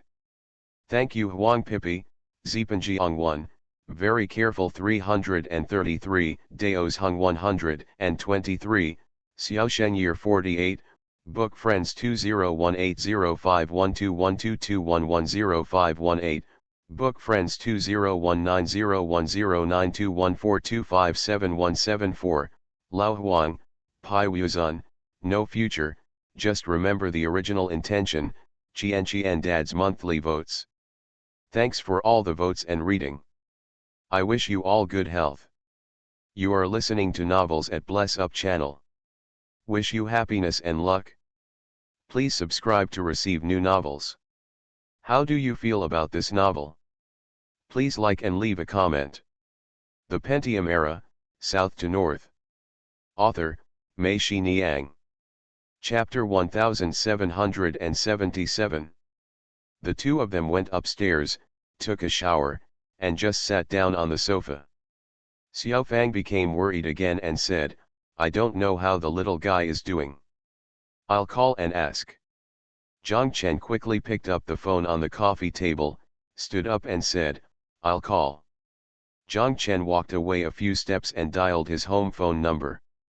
As soon as the call came through, his mother said anxiously on the phone, Chen, what a sin. This little guy refuses to drink milk powder or eat rice cereal. He just cries." Before his mother could finish speaking, Zhang Chen quickly interrupted her, "Okay, I understand." He hung up the phone and Xiaofang asked, "How was it?" "I just finished eating and fell asleep," Zhang Chen said. Having no conscience, Xiaofang cursed, "I forgot about my mother so quickly." Zhang Chen smiled and said, "Of course, they say that a mother is a mother if she has milk. Now you don't have milk to feed her, so she still hasn't forgotten you." "Humph, let's see if I come back to take care of her," Xiaofang said. While Xiaofang was replying to emails to clients, Zhang Chen picked up the phone and walked into the bathroom. He called home and asked his mother how Zhang Xiangzi was doing. "It's pitiful. Maybe I was really hungry. I barely ate a few mouthfuls of milk powder. I cried while eating. I was tired from crying and fell asleep now." "What a sin," Zhang Chen's mother said. It's okay," Zhang Chen quickly comforted him, "just get used to drinking." Zhang Chen's mother sighed and said, "That's right. Today's children are too delicate. When you were her age, I had to participate in competitions and voluntary labor, and there was no milk powder at home. There was nothing your grandmother could do. Fill the bottle with warm water, add a little sugar, you can hold it and drink it to make your belly round, and a bottle of rice soup can also handle it." Zhang Chen laughed, "No wonder I still like drinking water so much." After hanging up the phone with his mother, Zhang Chen thought for a moment, called Tan Shehen and told her about Zhang Xiangzi's refusal to drink milk powder. Tan Shehen asked, "What kind of milk powder are you giving Zixi?" "What a delicious meal," Zhang Chen said. "In this case, I will go to the supermarket tomorrow. In addition to Dumex, I will buy a can of domestic and foreign milk powder. I will send it to her and give her a try. It may be because of the taste." Tan Shehen said. Zhang Chen laughed, and Tan Shehen asked, "Why are you laughing?" "I originally wanted you to do this for me, but I didn't expect you to volunteer yourself," Zhang Chen said. "I don't dare to let the old ladies do it. I'm afraid they will go to the wholesale market again and buy fake milk powder." "Yeah, leave it to me. I'll go to the supermarket as soon as it opens tomorrow," Tan Shehen said. Zhang Chen said yes and then asked, "By the way, how are Ganza's parents?" "Nanan has gone back to work in the troupe. They also want to go to Yongcheng. Their original houses in Xinjian village have been demolished. I have arranged a new house for them. I have been buying furniture in the past 2 days. Xiao and I will give it to them in the past, you don't have to worry about it. I'll be back tomorrow and send it over with you, Zhang Chen said. Tan Shahen said yes. After hanging up the phone, Zhang Chen walked out. Xiao Fang looked at him and said, "It's been so long, I thought you fell into the toilet. I don't know what I ate before. My stomach feels uncomfortable," Zhang Chen said. Xiao Fang quickly asked, "Is it okay?" "It's okay, it's okay. Just clean your stomach and intestines and you'll be fine." Zhang Chen never dared to tell Xiao Fang that Zhang Xiangzi was not used to the milk powder thing. He was afraid that Xiao Fang would cry again after hearing this. "Are you okay?" Zhang Chen asked. Xiao Fang said right away. "When you're done, go to bed early," Zhang Chen said. The two of them lay on the bed. Xiao Fang began to have breasts again. Her breasts were so swollen that it hurt when she touched her hands. Zhang Chen quickly got out of bed and found a big bowl. He hadn't been here for a long time, and he didn't have any. After preparing the breast pump, Zhang Chen could only suck it up one breath at a time. After a few puffs, Xiao Fang pushed him away. "What's wrong?" Zhang Chen asked. Xiao Fang's face turned red and she said incoherently, "Why do I feed Zhang Xiangzi and she is fine for how long? When you suck, oh, give me the bowl and I will squeeze it myself." Zhang Chen understood and laughed. He imitated his mother's tone and said, "Oh, it's no wonder that you young people really can't stand it." "Rogue," Xiao Fang spat at him, her face flushed, and she turned slightly to the side, carrying Zhang Chen on her back. Zhang Chen came over and said to Xiao Fang, "We are already an old married couple, what's the point of being embarrassed?" "Okay, I can't stand it. Come on, I'll help you get the bowl. Let's finish it quickly and get down to business." Xiao Fang thrust the bowl into his hand and shouted, "Take it." Zhang Chen took the bowl, the two looked at each other and couldn't help laughing. After milking, Xiao Fang couldn't wait to finish the business. Xiao Fang nestled in Zhang Chen's arms. Zhang Chen felt that his chest was wet. He stretched out his hand to touch Xiao Fang's eyes. Xiao Fang's face was filled with tears. Zhang Chen I was shocked and asked quickly, "What's wrong with you?" Xiao Fang shook her head, "I miss Zixi." Zhang Chen hugged her tightly and said to her, "When you finish your work and return to China, I will take her to Pudong Airport to pick you up." Xiao Fang nodded. The next morning, Zhang Chen sent Xiao Fang and Lu Qing to Pudong Airport. Mr. Wan and his secretary had also arrived. The two groups met together. Zhang Chen saw them off and drove out of Pudong Airport. Instead of going back to Century Splendid, go directly to Hangzhou. It was almost 12 o'clock when Zhang Chen arrived in Hangzhou. He drove directly back to Splendid Home, parked the car, and rushed to his parents' house. When he walked to the door, the imagined scene of Zhang Xiangzi crying was not there. After appearing, Zhang Chen breathed a sigh of relief and walked in. He saw that Tan Shahen was still here, eating with his parents, and Zhang Xiangzi was asleep in the arms of Xiao Fang's mother. Zhang Chen saw a dazzling array of milk powder piled on the sofa.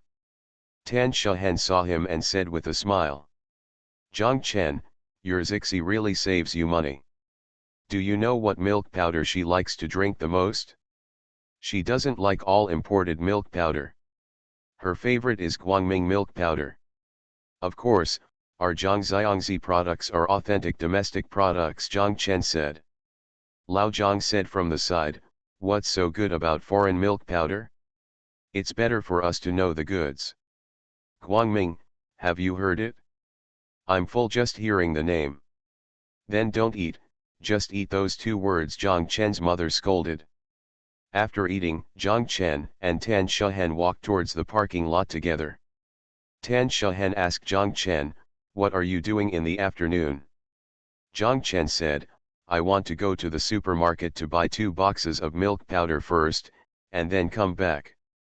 Why, haven't you already bought it? Tan Shahan asked curiously. Don't Zhang Xiangzi like to drink Guangming milk powder? I'll buy 2 boxes and come back. What's the rush? This will last you half a month.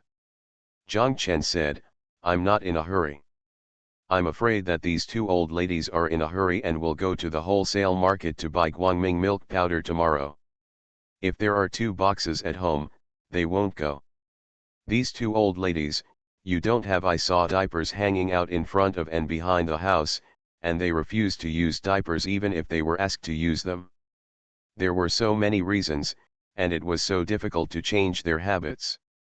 Tan Shahan understood that Zhang Chen was afraid that they would go to the wholesale market and buy fake goods. When will Lao Lu and the others return to Yongcheng? Zhang Chen asked. The day after tomorrow, Tan Shahan said, and Zhang Chen agreed, let's go together. The 2 of them walked to the parking lot. Tan Shahan waved to Zhang Chen, got in her car and drove away. Zhang Chen went to the supermarket and bought 2 large boxes of Guangming milk powder. Sure enough, his mother started nagging her when she saw it, and started talking to him. He said that he could save a lot of money by going to the wholesale market for these 2 large boxes of milk powder. Zhang Chen was too lazy to pay attention to her. He walked back to his home. He wanted to take advantage of Xiaofang's absence for more than a month to design the renderings of the Banmushan Hotel upstairs in their dynamic zone. The commute to the factory office was too long, so he might as well paint in his home studio. Walking back home, Zhang Chen remembered. He called his mother and told her, I'm at my side. When Zhang Xiangzi wants to breastfeed, you can call me and let me know. At around 3 o'clock, Zhang Chen received a call from his mother. He ran over and saw Zhang Xiangzi holding a pacifier in his mouth and sucking it with relish. Zhang Chen quickly used his iPhone 5 to take a video and sent it to Xiaofang. Although she was still on the plane at this time, when she got off the plane, she could see it and scold Zhang Xiangzi for having no conscience. Zhang Chen laughed. When it was time to send Lao Lu and his wife to Yongcheng, Zhang Chen drove his car to pick up Tan Shahan from Qiashi Academy. Xiao Wu drove a van and brought a worker with him to load their things. The 2 of them drove to the door of Lao Liu's house. Zhang Chen and Tan Shahan Xiao went in and found that Lao Lu and his wife had already prepared large and small bags. Zhang Chen was shocked when he saw Lao Lu. Sitting there, for the first time, Zhang Chen saw that he had never been so sober before. It seemed that he didn't even drink any wine this morning. Zhang Chen was surprised and asked, Uncle, didn't you drink when you got up this morning? I didn't drink, I didn't drink. I haven't drank for several days, old Lu chuckled. Ganza's mother smiled and said, I finally got over it. After so many years of bad habits, I had to force Xiang Nan to get over it. Xiang Nan stipulated that he was not allowed to drink when he got up in the morning. He could drink 2 taels at noon and 3 taels in the evening. He was also allowed to drink. I supervised him and said that if he couldn't do it, she would ignore him. Old Lu chuckled, of course I want to listen to what Nanan says. In the first few days, when I got up every day, my hands were scratching all over my body. I couldn't sit or stand, just like a monkey. It's sad to be an addict. Fortunately, I finally got over it these days. Zhuangzi's mother keeps smiling. Zhang Chen raised his thumb at old Lu and said, that's right, uncle, you can overcome this alcohol addiction. That's really not easy. Old Lu looked at Tan Shahan and Xiao Wu, and proudly said to Zhang Chen. Of course, we, the working class, keep our word. If we say we won't drink, we won't drink. We can lie to ourselves, but we can't lie to Nanan. You are just afraid that Nanan will really ignore you, Zhuangzi's mother said. Thank you Quadratic VC and Captain Jim for the reward. Thank you for your monthly votes to Xiaoxian Zibao, Hu, Mike, Li Rujin, Captain Jim, Xiao Wang, No Future. Just remember the original intention, The Chair in the World, Purple How, Tian Wei Wei Wei, Book Friends 1611222350111799. Thanks for all the votes and reading. Have a good evening everyone. The Pentium Era, South to North. Author, Mei Shi Niang. Chapter 1778. The main project of the Yongcheng Theater building has been completed, and the building is now officially named Yongcheng Center. Xiang Nan is very busy now.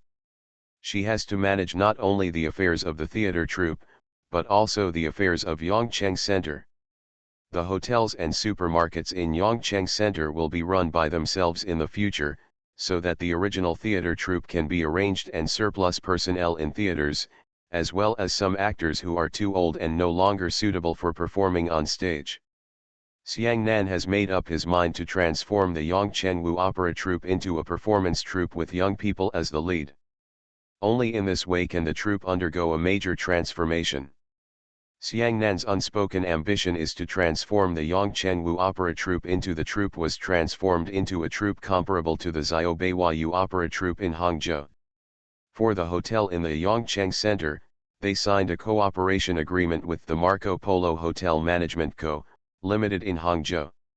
This will become the Yongcheng Marco Polo Hotel, and Xiangnan appointed Su Jianmei as the general manager of the hotel.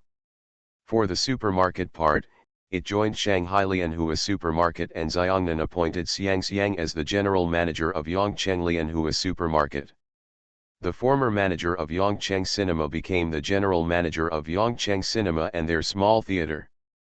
The podium building still has a large area, and it needs to attract investment from the outside.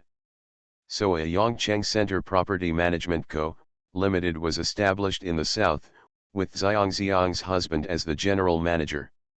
At the same time, she also appointed Ding Yusong as the assistant to the director of the Yongcheng Wu opera troupe to help her share part of the troupe's work, and hired teacher Wu as the troupe's consultant to be responsible for the training of the student class together with Lao Tan. Lao Tan was in the troupe. They belong to the three NOS personnel with no position, no salary, and no establishment. They are purely voluntary labor. That's it, Lao Tan is also happy.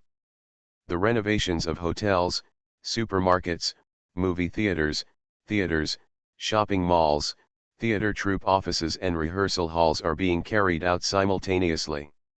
In addition, hotel and supermarket staff are being recruited and trained. Xiangnan has been busy answering phone calls since he opened his eyes in the morning. It was past 10 o'clock in the evening, and she also had to participate in the rehearsal of the theater troupe, so she was very busy. In addition, the education level of the people in the troupe is low, they have had little contact with the outside world in the past, and they know nothing about business management. Su Jianmei, Xiang, and Xiang's husband, although they hold the position of general manager, they are actually a bit the taste of driving ducks to the shelves. Many things still have to go south to help them. After signing the agreement with Hangcheng Marco Polo, Xiangnan sent Su Jianmei to the Marco Polo Hotel in Hangzhou to study. Once Su Jianmei left, everything in the hotel fell to Xiangnan alone. Xiang Nan was very happy to see Zhang Chen coming. He followed Zhang Chen and asked questions. Zhang Chen was the same.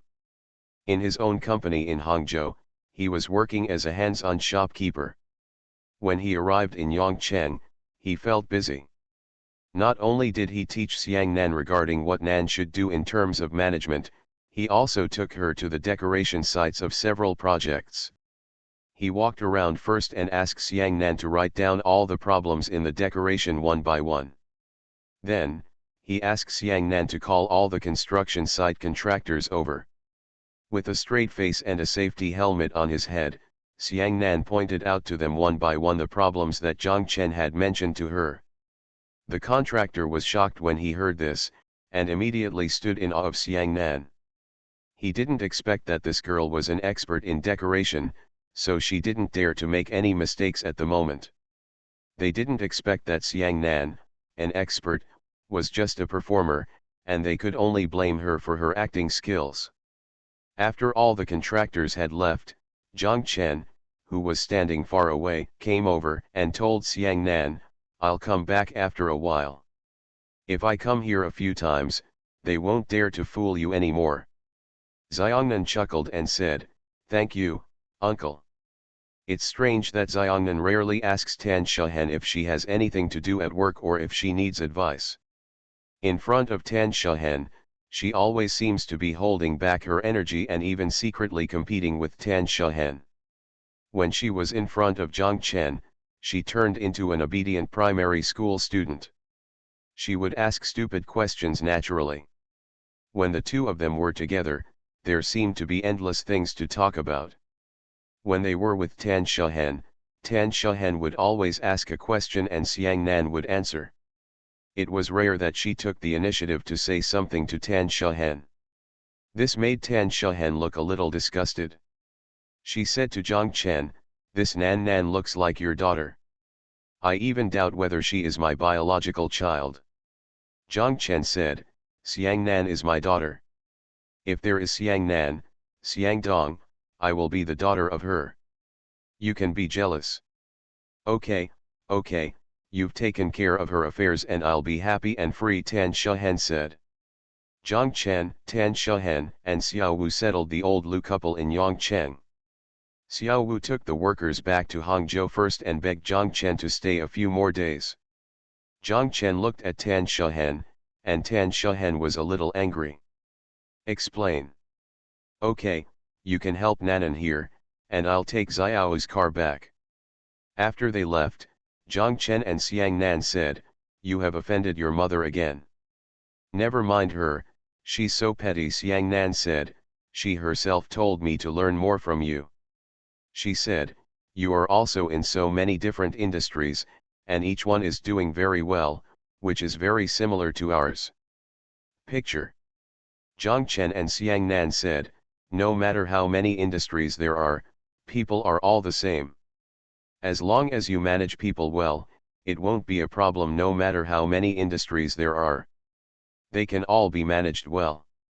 After saying this, Zhang Chen thought to himself that he didn't care much about people. All he did was leave things to the right people. Zhang Chen also told Xiang Nan about this, and Xiang Nan scratched his head and said, "This sounds very powerful, a bit unpredictable." Zhang Chen stayed in Yongcheng for 3 days, helping Xiang Nan sort out everything. Xiang Nan felt confident. On the day before leaving, the two of them went to Feng Logui's grave again. Zhang Chen asked Xiang Nan, "Do you miss your dad?" "I think, it seems like he is the only one in this world. No matter what I do, he will support me unconditionally," Xiang Nan said. "Oh no, there is also you, uncle." Zhang Chen patted Xiang Nan on the shoulder and said, "Uncle, can I hug you?" Zhang Chen said yes. Zhang Chen and Xiang Nan said, "Be bold at work and don't be afraid. No matter what difficulties you encounter, just remember that you have me and your mother behind you." Xiang Nan nodded. The two of them went down the mountain. Zhang Chen sent Xiangnan to Zhejiang Technical School before he returned to Hangzhou. When Zhang Chen was about to arrive at the Hangcheng South Expressway exit, his phone rang. Zhang Chen looked at it and saw that it was Xiao Wu. Zhang Chen picked up the phone and Xiao Wu asked, "Brother Chen, are you still in Yongcheng?" Zhang Chen said, "No, I'm back and I'm almost to Hangzhou." "Great, then we won't go to Yongcheng. There is a person who wants to see you. Originally, I wanted to take him to Yongcheng," Xiao Wu said. "Who?" "Old friend, come and see for yourself," Xiao Wu smiled. Zhang Chen also smiled, "It's still so mysterious, where are you?" "In my office, Brother Chen, you don't have to run in. Let's go out and meet at the Tuxianjiayuan Hotel on Yan'an Road," Xiao Wu said. Zhang Chen said yes. Zhang Chen passed the Hangcheng South Toll Station and continued to drive towards the city, thinking in his heart, "Who is coming? Why Xiao Wu is so mysterious?" He thought of Xiao Jin, but he immediately rejected it. Even if Xiao Jin came back from Tianjin, it wouldn't be a big deal. He could have called him by himself without having to go through Xiao Wu, and he didn't have to go to Yongcheng to see him. Such an exaggeration. Zhang Chen thought for a long time, but didn't remember who it was. Zhang Chen arrived at the Tuxianjiayuan Hotel and walked to the door. When the greeter saw him, he said, "Mr. Zhang, Mr. Wu is in the box No. 3. Zhang Chen said yes and walked over. He remembered to stop and ask the greeting guests, "Are you a man or a woman who came with Mr. Wu?" "Male." Zhang Chen nodded and asked, "By the way, is Hui Huan here?" The receptionist said, "I seem to have seen her before." "When we see her later, let her come to the box," Zhang Chen said. As promised by the welcome guest, Mr. Zhang. Ever since Zhang Chen and Xiao Fang got together, Hui Huan seemed to be avoiding Zhang Chen when she saw him, and even more so after having Zhang Xiangzi. Hui Huan's office is in the Tuxianjiayuan Hotel on Yan'an Road, but she doesn't spend much time here. She often travels between Hangzhou and Shanghai. This year, they are planning to open a branch in Ningbo, and Hui Huan will also frequent it. Go to Ningbo. Zhang Chen arrived upstairs, walked to box number 3, opened the door, and Xiao Wu and another person were sitting inside. The person stood up when he saw Zhang Chen and shouted, "Boss Zhang!" Zhang Chen was stunned for a moment, then shouted in surprise, "Cao Qiuqing, it's you. Why is Xiao Wu so mysterious?" When Cao Qiuqing was at Wang Heilu, he was Zhang Chen's subordinate. He was Xiao's apprentice. After Xiao left Hainan, Cao Qiuqing took over Xiao's purchasing duties. Zhang Chen remembered that after he left Wang Heilu, Xiao Zhao went to Wang Hai Tower looked for him, but he couldn't find him. It was Cao Qiuqing who brought Xiao Zhao to Yilan's house. Otherwise, nothing would happen next. The three people sat down and chatted animatedly. Zhang Chen knew that Cao Qiuqing went to Lu Ligan's place, but in the end Lu Ligan left Haikan. After the company closed, not even Lu Ligan, Wu Ziyawai and Wei Venfang knew about Cao Qiuqing. Where did the National Day go? Cao Qiuqing and Zhang Chen said that after Lu Ligan disappeared, the company also closed down. He followed his fellow villagers to another construction site in Haikan and worked for more than 2 months. As a result, that construction site also closed down and the boss ran away. There was no way to survive in the whole Haikan, so he went back to Sichuan and returned to his old profession of construction. Xiao Wu and Zhang Chen said that when he arrived in Chengdu, he asked people to look for Cao Qiuqing everywhere. They found Cao Qiuqing just the day before yesterday, but he came today. "Master is here, how could I not come?" Cao Qiuqing said. "What are you doing in Chengdu now?" Zhang Chen asked. "This guy is now the vice president of bank's Chengdu branch," Xiao Wu said. "I have told Huo that we are also short of people and I want him to be the general manager of our Chengdu logistics base." "Okay, Cao Qiuqing, welcome. Listen to your master." "Do you want us to dig you up?" Zhang Chen asked. Cao Qiuqing smiled and said, "No, no, no, I will listen to master and Mr. Zhang." Someone knocked on the door. Zhang Chen said, "Come in." The door opened and Hui Huan came in. Hui Huan asked, "Mr. Zhang, are you looking for me?" Zhang Chen said, "Yes, will you be there tomorrow?" "I was going to Shanghai," Hui Huan said. "Go the day after tomorrow, or in the afternoon. Wait for me in the office tomorrow morning. I want to discuss with you the renovation of the hotel upstairs in the dynamic zone." Hui Huan said yes. "Come, sit down and meet this new colleague," Zhang Chen greeted Hui Huan. "Thank you, enlightenment at night, 2 fishes, 1 above and 1 below, the reward for the third one from top to bottom. Thank you to Huang Pipi, Lu, Book Friends 854-824, remember the original intention without seeing a future, Hydrogen Oxide Disinfection Knowledge Bureau, 999 Little Benio 999, Gongshan Wooden Sword, and Qian Dad for your monthly votes. Thanks for all the votes and reading. I wish you all good health. The Pentium Era, South to North. Author, Mei Shi Niang. Chapter 1779. The next morning, Zhang Chen went to Hui Huan's place with the floor plan and renderings of the Banmushan Hotel upstairs in the dynamic zone he designed. The setting and partitions of the entire back kitchen space, the water table, wok head, pier head, and side dish table, the separation of red and white tables, middle and western pastries, including the design of the food passing channel and the food passing port, etc., etc. If it weren't for someone with extensive experience in the kitchen, it would really be impossible to make it, or even if it was made, it would have to be changed again based on actual needs. Only after the back kitchen space is designed, can the settings of gas pipelines, electrical circuits, waterways, sewers and ventilation pipes be decided. These settings are the preliminary work of decoration. Hui Huan is the one who has experience in this area. Hui Huan spread out the floor plan of the kitchen on the table, lay on it and looked at it carefully for a while, then took out a calculator and pen, modified the floor plan of the kitchen drawn by Zhang Chen, and added all relevant dimensions. Everything was marked on the floor plan. The two of them decided on the back kitchen, put it aside, and then discussed the design of the front restaurant. Hui Huan was most concerned about the noise issue. Zhang Chen told her that after listening to her suggestions last time, he consulted several experts again. This time, the top and surrounding areas of their entire restaurant were renovated according to the area.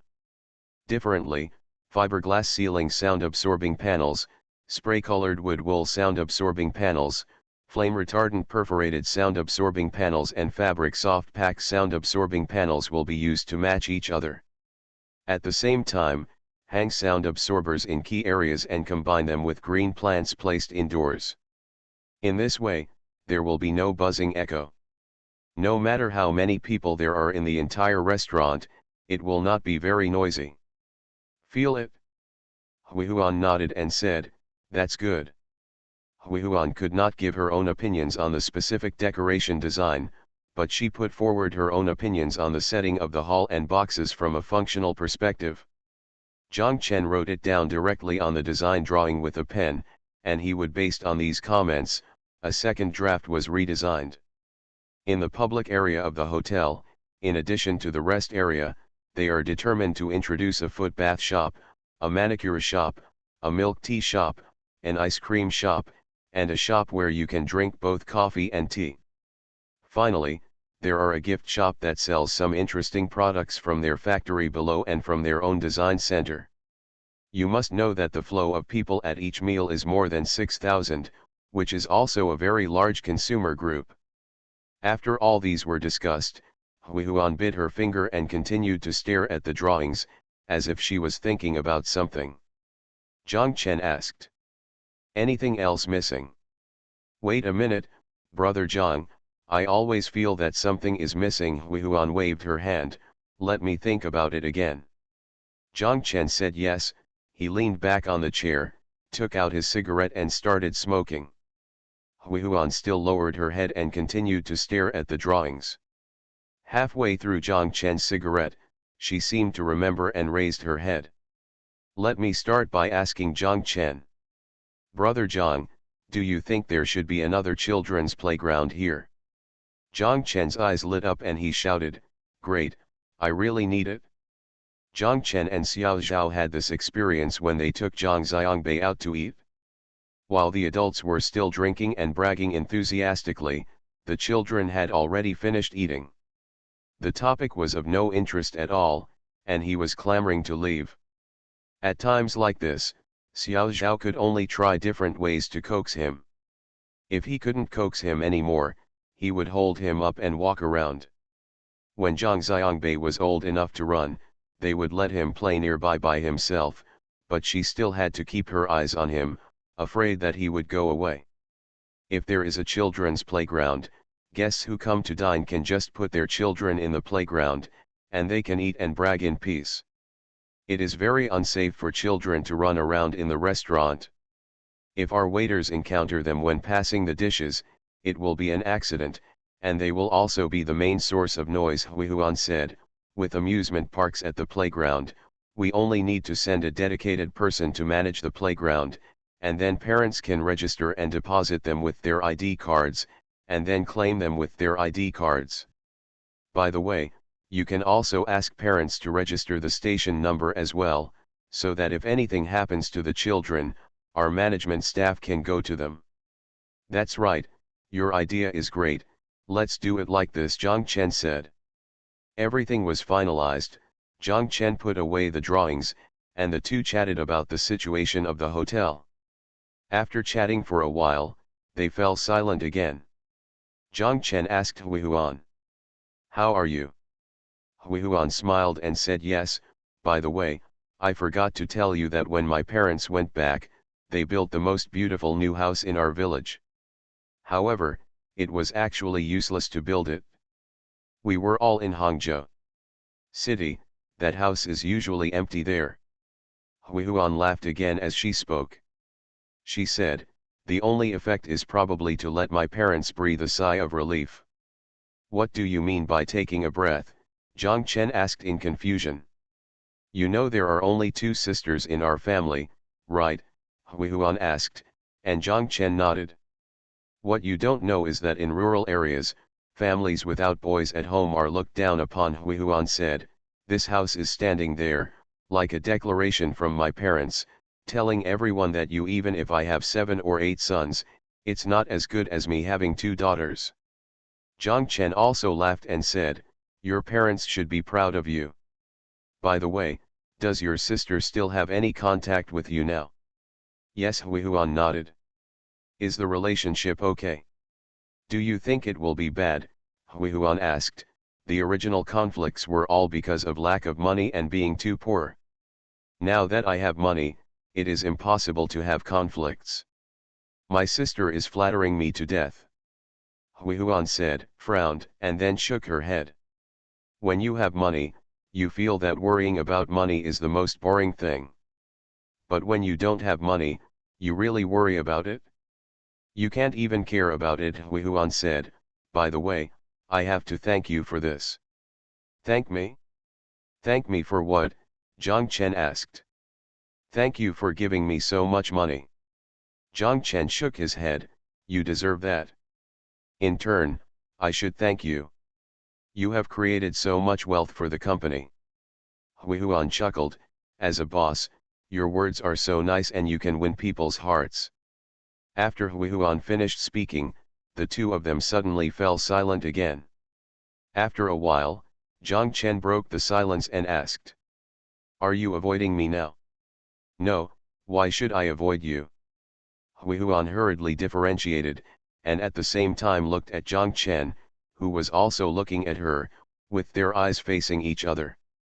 Naturally, she was panicked for a while, and she couldn't tell many lies anymore.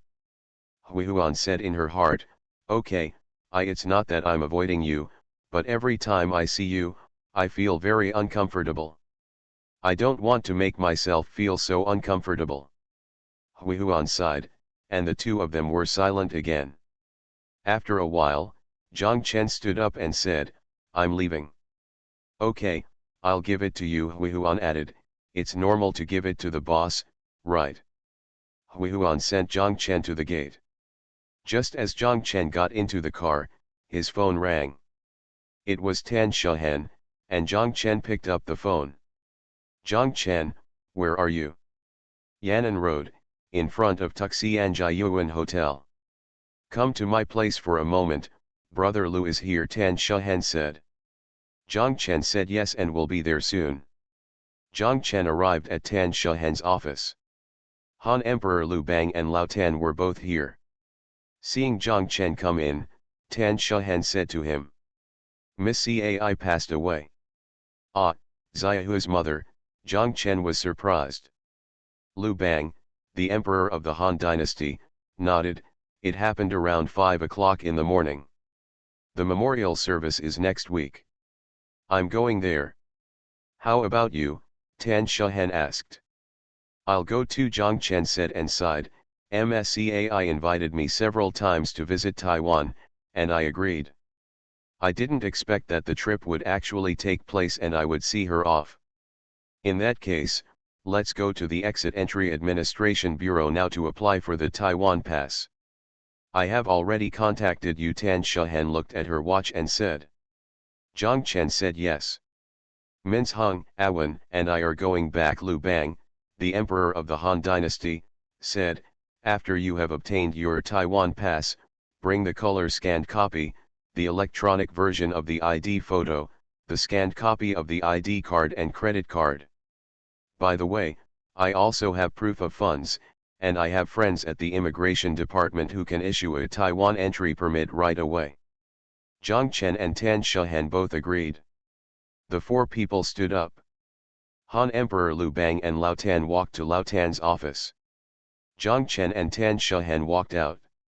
They drove to the Hangzhou City Entry-Exit Reception Hall on Ding'an Road. Someone was waiting for them at the door of the hall. When they saw Tan Shahan, they came up to shake hands with her, and then led them in. They went to take pictures first, and took pictures of them. And sent the electronic file of the photo to Tan Shahan's mailbox. The man then took them to the second floor, to his office, and took out 2 forms for them to fill out. After filling them out, he asked them to sit down and wait for a while, then went out with the forms. After a while, he came back and brought them both back. Tan Shahan stood up and shook hands with him and said, "Thank you so much. We're going back right away, sending this to Taiwan, and we'll talk later." The other party said it was a trivial matter. "Don't be polite, Mr. Tan. Send them downstairs and meet them at the door." Tan Shahan and Zhang Chen returned to Tan Shahan's office. Lao Tan and Han Emperor Lu Bang also came over. Tan Shahan scanned the required information and sent it to Han Emperor Lu Bang's mailbox. Han Emperor Lu Bang immediately forwarded it and added a letter of guarantee signed by him. Lu Bang, the great ancestor of the Han dynasty, picked up the phone and called Taiwan. He told the other party that the information had been sent to his mailbox and asked him to help with it immediately. They were here to attend the memorial service of Miss Tsai of Fubon Financial Holdings, and they were too late. After hanging up the phone, Han Emperor Lu Bang, Tan Shahan, and Zhang Chen said, "I will book the air tickets together, so you can just leave it alone."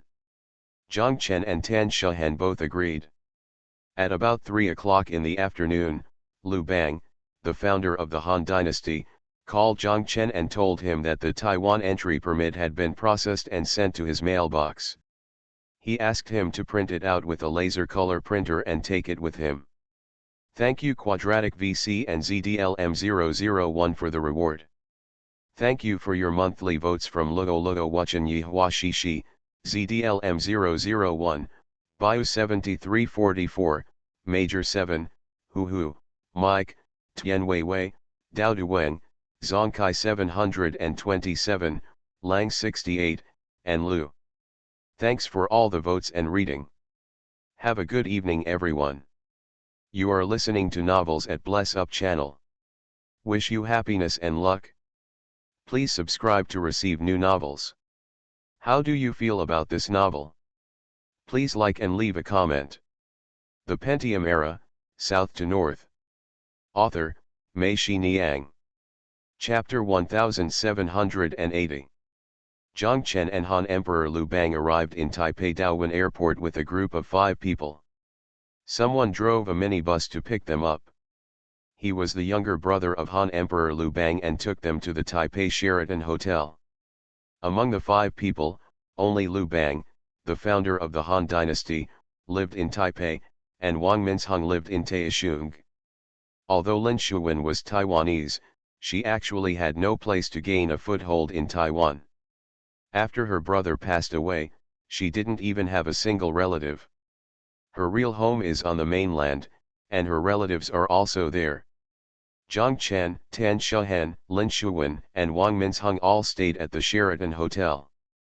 Lu Bang, the great ancestor of the Han Dynasty, Zhang Chen and Tan Shuhen said that Miss Cai's body has been transported to her hometown in Suiyou, Yunnan, and will be buried there, and then buried in their family's tomb. Yuan Li, you will stay in Taipei for one night today and go to Yunnan tomorrow. Zhang Chen and Tan Shuhen agreed. They stayed at the Sheraton Hotel. That night, Liu Bang, the emperor of the Han Dynasty, invited them to have dinner at the Xianye restaurant on the 85th floor of the 101 building. Xianye restaurant is the most famous Taiwanese restaurant in Taipei. Its signature dishes include 3 cups of chicken, preserved vegetables, and pineapple. Shrimp balls, pan-fried pork liver, fried oyster cakes, pan-fried milkfish, etc. Xianye restaurant is also a chain restaurant. There are many restaurants not only in Taipei, but also all over Taiwan. There are also chain restaurants of Xianye restaurant in Beijing and Shanghai in mainland China. This one in the 101 building is probably because of the high rent. If like the original Xinyu restaurant on Zhongxiao East Road, it still specializes in low-priced Taiwanese cuisine and probably can't even afford the rent. This is like many hotels in mainland China. They actually combine local cuisine with Cantonese and Chaozhou cuisine. The main dishes are lobster, abalone fin, grouper, etc. Their original signature dishes have become embellishments. After dinner at Xianye restaurant, Lin Shuwen asked Han Emperor Liu Bang to go back first. She said she would accompany Zhang Chen and the others to S-Light bookstore and Shilin night market. Liu Bang, the emperor of the Han dynasty, left the car to them. He called a car himself and said that he was going to his nightclub. Because Tan Shuhen was there, he did not invite Zhang Chen and the others to his nightclub. Her stomach was still full and it was still early. Lin Shuwen looked at her watch and asked Zhang Chen, "Brother, do you want to go to my old store on Zhongxiao East Road and have a look? They still sell half-acre field clothing there." At this time, Zhang Chen suddenly became a little shy. The main reason is that the sales of half-acre field in Taipei are no longer as good as when Lin Shuwen opened it. Zhang Chen is afraid of seeing his clothes gathering dust. Being left in the corner, he quickly said, "No need, let's go to S-Light bookstore." Zhang Chen bought a lot of picture albums at S-Light bookstore, packed them up and sent them away, and then the 4 of them sat down and chatted in the cafe in the bookstore. It wasn't until about 10 o'clock in the evening, when their stomachs had a little more capacity, that they went to Shilin night market. There are a lot of people in Shilin night market. Tour groups from mainland China can be seen everywhere. Under the leadership of the tour guide, they move from one stall to another. The boss is in a hurry. They ate the famous oyster omelette. Zhang Chen had eaten oyster omelette in Lukang Town, Golden City Road, Shanghai. After one bite, he didn't dare to eat it again. It felt so fishy that he thought, is the way it is done here and in Shanghai. It would be different. After taking a bite, it was still fishy and couldn't be eaten. However, Tan Shuhen ate with gusto. Not only did she finish her own portion, she also ate Zhang Chen's. When they were buying oyster omelets, there was a long queue for the charcoal grilled king oyster mushrooms diagonally across the street. Wang Minsheng got in.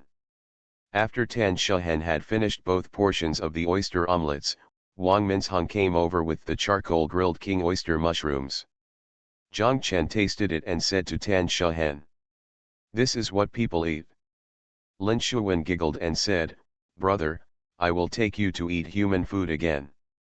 Lin Shuwen took Zhang Chen's hand and left, followed by Tan Shuhen and Wang Minsheng. Lin Shuwen took them to the stall of How Big Chicken Steak. There was also a long queue here. Lin Shuwen and Tan Shuhen were queuing. Zhang Chen and Wang Minsheng, go shoot balloons with an air gun. When Zhang Chen was a child, air guns were sold in every stationery store. In the streets and alleys of Yongcheng, there were many booths that used air guns to shoot balloons. Later, first, air guns were no longer seen in stationery stores, and then there were no more such air guns. The balloon stall also disappeared. Seeing it here, Zhang Chen suddenly became interested. Zhang Chen and Wang Minsheng competed with each other with an air gun. As a result, Wang Minsheng couldn't beat Zhang Chen. Wang Minsheng was surprised and asked, "Have you also served in the military?" Zhang Chen said, "No, I have never even touched a real gun until now." "Then how are you so accurate?" Wang Minsheng had served in the military and was a little unconvinced. Zhang Chen said with a smile, "I hit more balloons and more birds. When I was studying, several classmates had air guns at home. On Sundays, or after school in the evening, they would often take the air guns to shoot birds.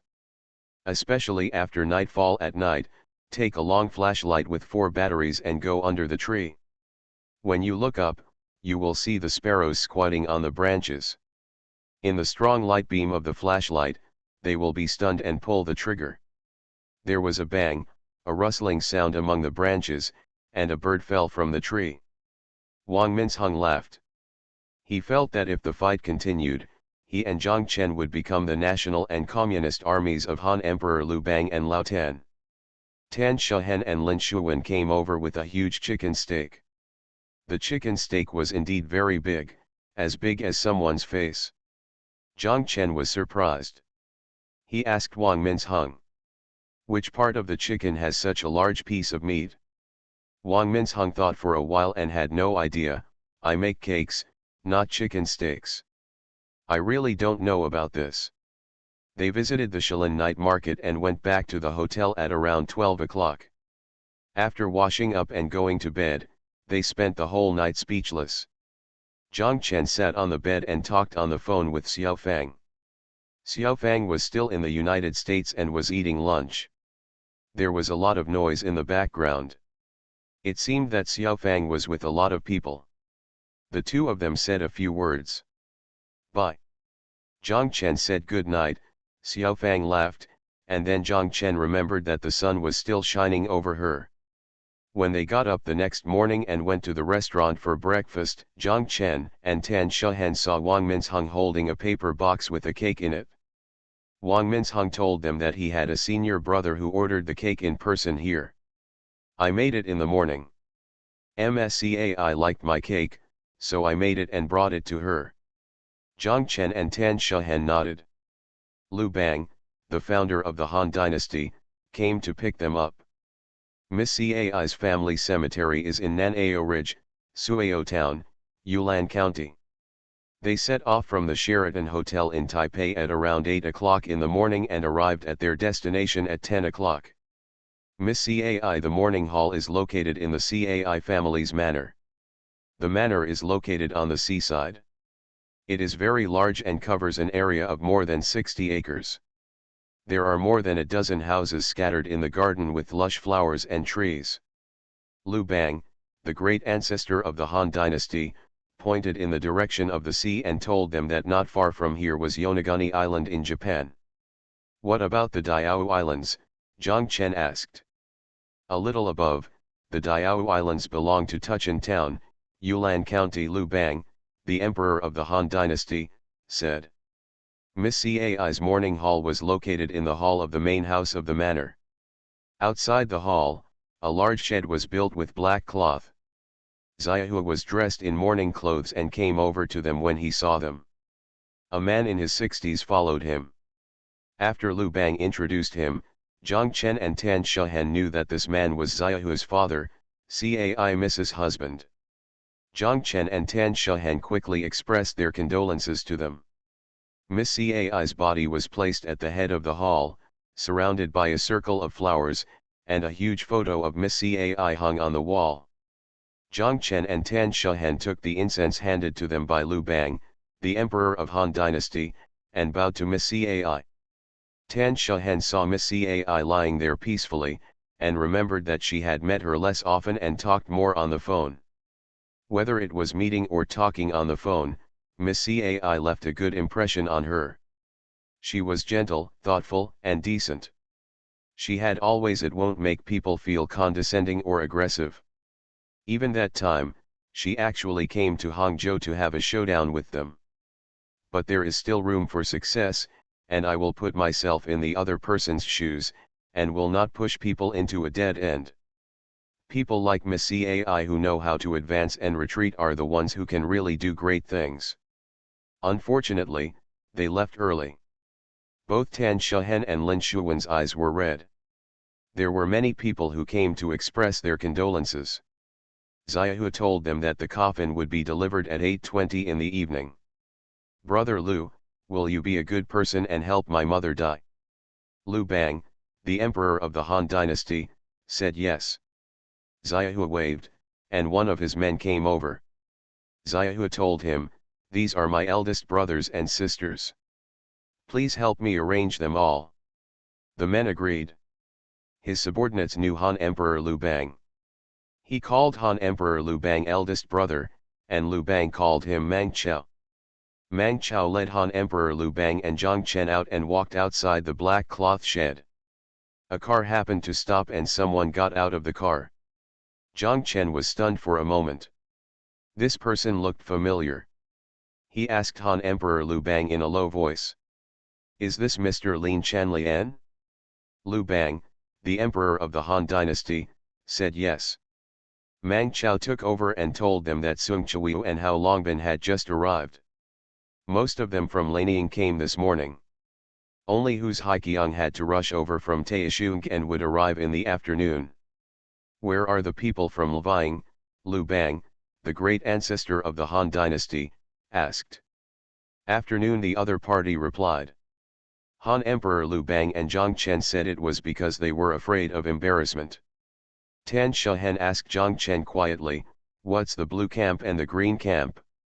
Zhang Chen said, "For the Kuomintang and the Democratic Progressive Party, MSCAI and her Fuobon Financial Holdings are financial sponsors during elections." Tan Shuhen nodded and understood. Mang Chao led them through a betel nut tree and arrived at a zigzag-shaped courtyard. One side of the courtyard is a cliff, and under the cliff is the sea. This house is quite old, from the garden to the furnishings in every room. Yazi, Mang Chao arranged for them to stay and told them that Chairman Cai would be laid to rest tonight and the funeral would be held tomorrow. Lu Bang, the emperor of the Han dynasty, said yes, "You go and do your work, and I will take care of you here." "Thank you Zhengji for the reward of 2 fishes.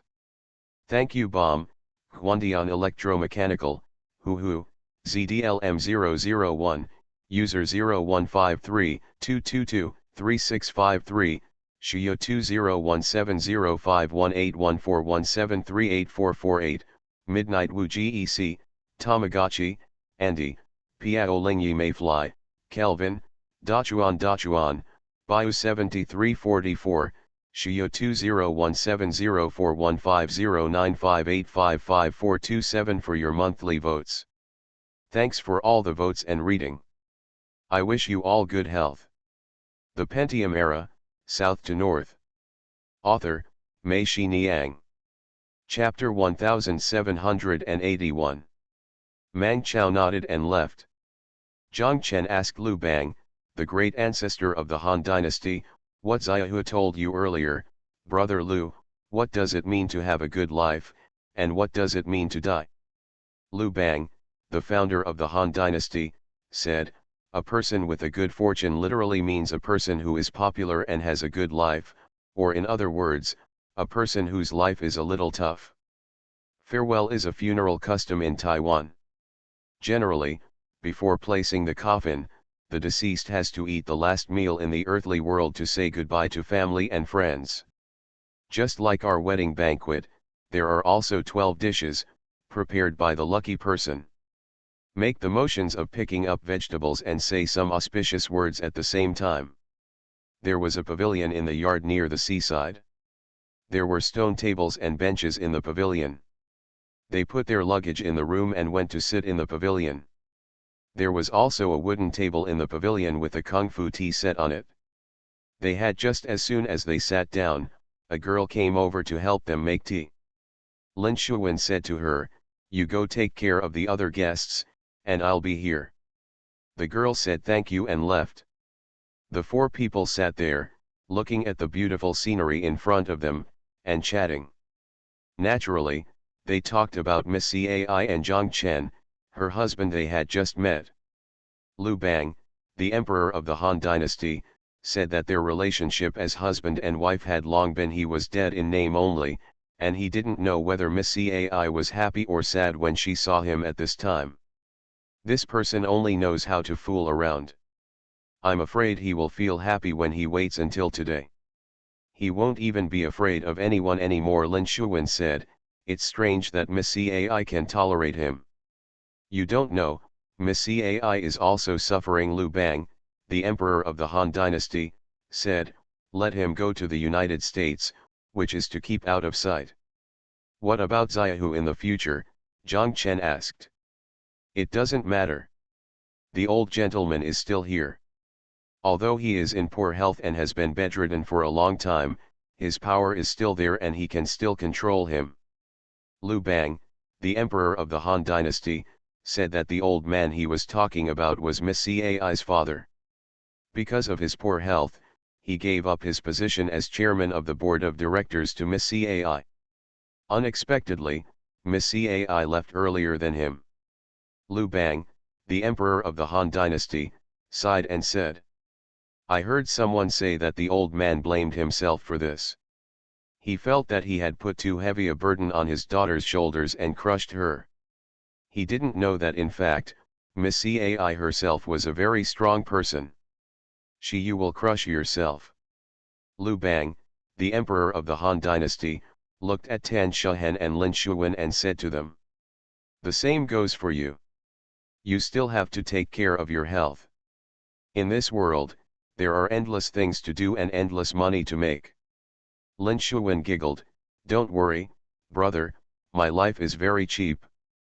If you leave me alone, I may get sick soon. Tan Shuhen smiled and said, me too. Okay, it's all in vain, Liu Bang, the great ancestor of the Han dynasty, said with a smile. Actually, how are you any better than us? Brother, do you have free time? Tan Shuhen said, this is equal to men and women. I'm better, I don't put so much pressure on myself, Zhang Chen said proudly. While they were talking, they heard the phone ringing in Liu Bang's room, the great ancestor of Han dynasty. Lin Shuwen ran over to answer it. She came back and said to them, it's Mang Chao who asked us to go to the restaurant in front to eat. In the afternoon, Liu Bang, the emperor of the Han dynasty, led them to visit the entire manor. There was everything to eat, drink and have fun in the manor, including a sauna room, a mahjong room, and a karaoke room. Liu Bang, the emperor of the Han dynasty, told them that there was a period when the old thief Li was on stage.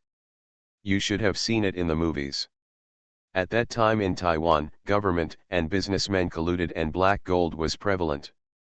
At that time, in this manner, people came and went every day.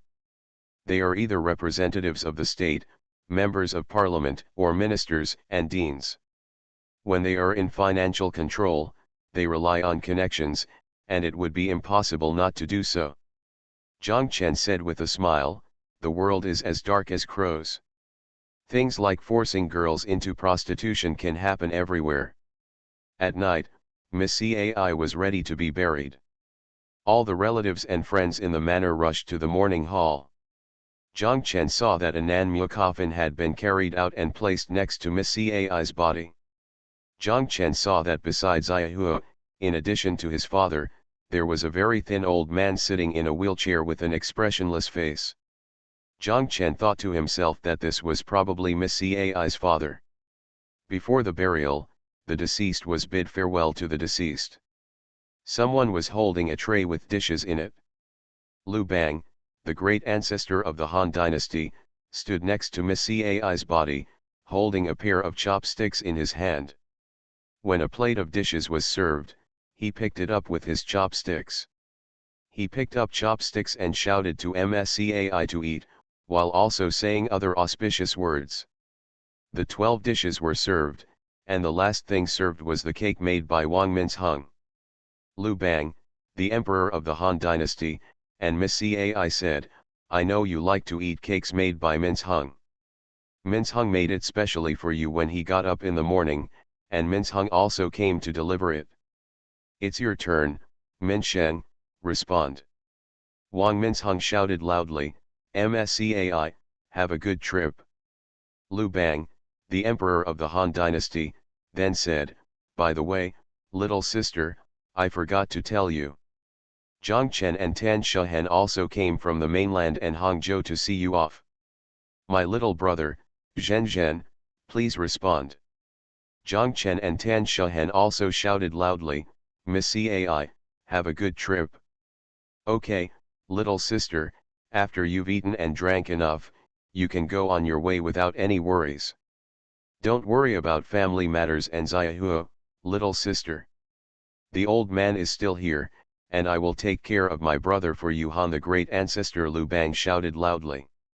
After the death was completed and preparations were made for burial, a Taoist priest stood there and muttered words, directing people to start work. They first put grass shreds at the bottom of the coffin. On top of the grass shreds, they laid a layer of burnt paper ashes. On the paper ashes, they placed a layer of silver coins cut out of tin foil. On the silver coins, they placed treasury money, and then placed a layer of 7-star coins on the bottom of the coffin. The thin wooden board was named Kixing Fang, and the 7 stars represented Tai Chi. Then the body of Miss Cai, who was wearing a small windbreaker, was moved from the flowers to the coffin. Then a peach trick is placed in the coffin to drive away the evil dogs of the underworld. A stone, a hard-boiled egg, and a bowl of soy sauce are also placed in the coffin to indicate that the person cannot be resurrected after death.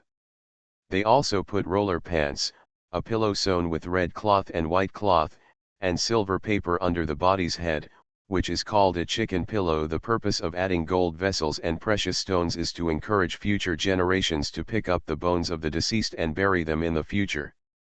In fact, it also encourages tomb robbers to rob the tomb. The so-called bone picking is a funeral custom passed down from Fujian and Guangdong.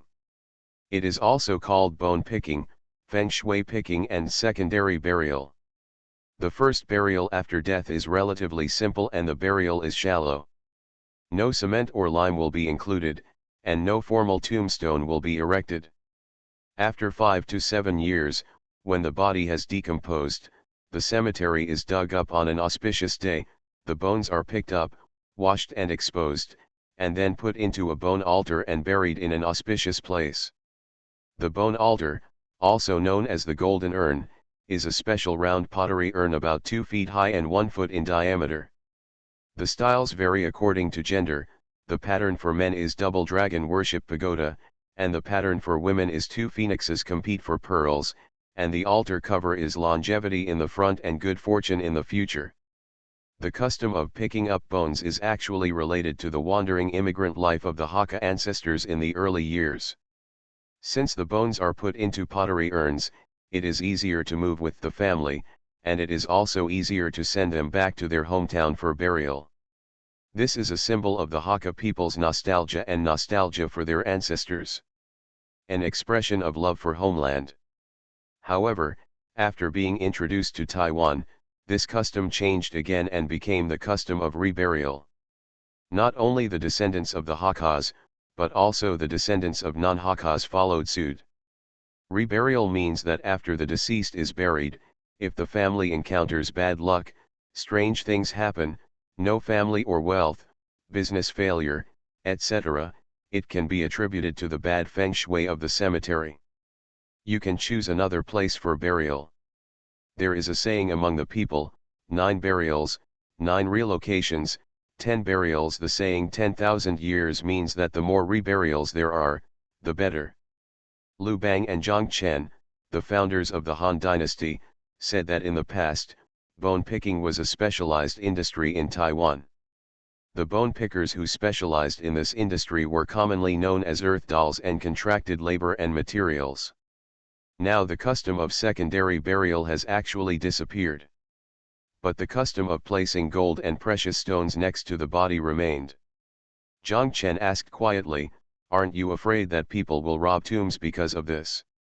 If you really encounter a tomb robber, if there is nothing in your coffin, then the tomb robber may destroy the body in a fit of anger.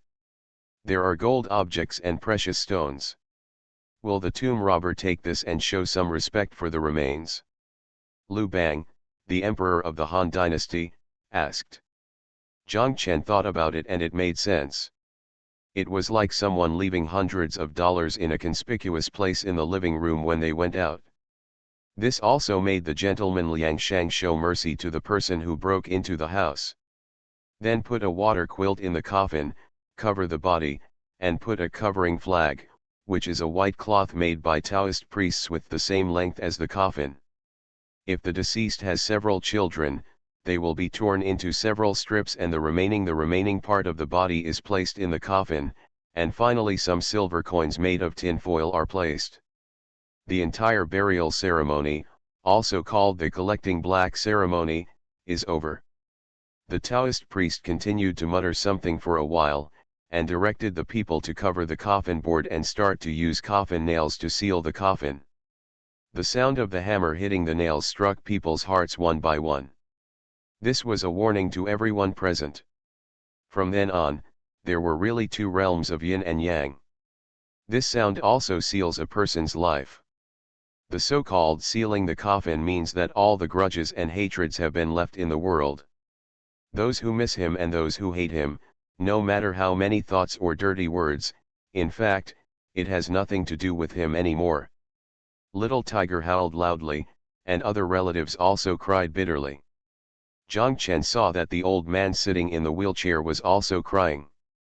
Zhang Chen's eyes were also wet, and he muttered silently in his heart, "Farewell, Miss Cai, have a safe journey." After the coffin is sealed, the coffin is still placed in the mourning hall, and Xiaohu has to sleep next to the coffin, which is called trapped coffin foot until the burial. Zhang Chen thought of the night they kept vigil for Feng Logui at the funeral parlor in Yongcheng.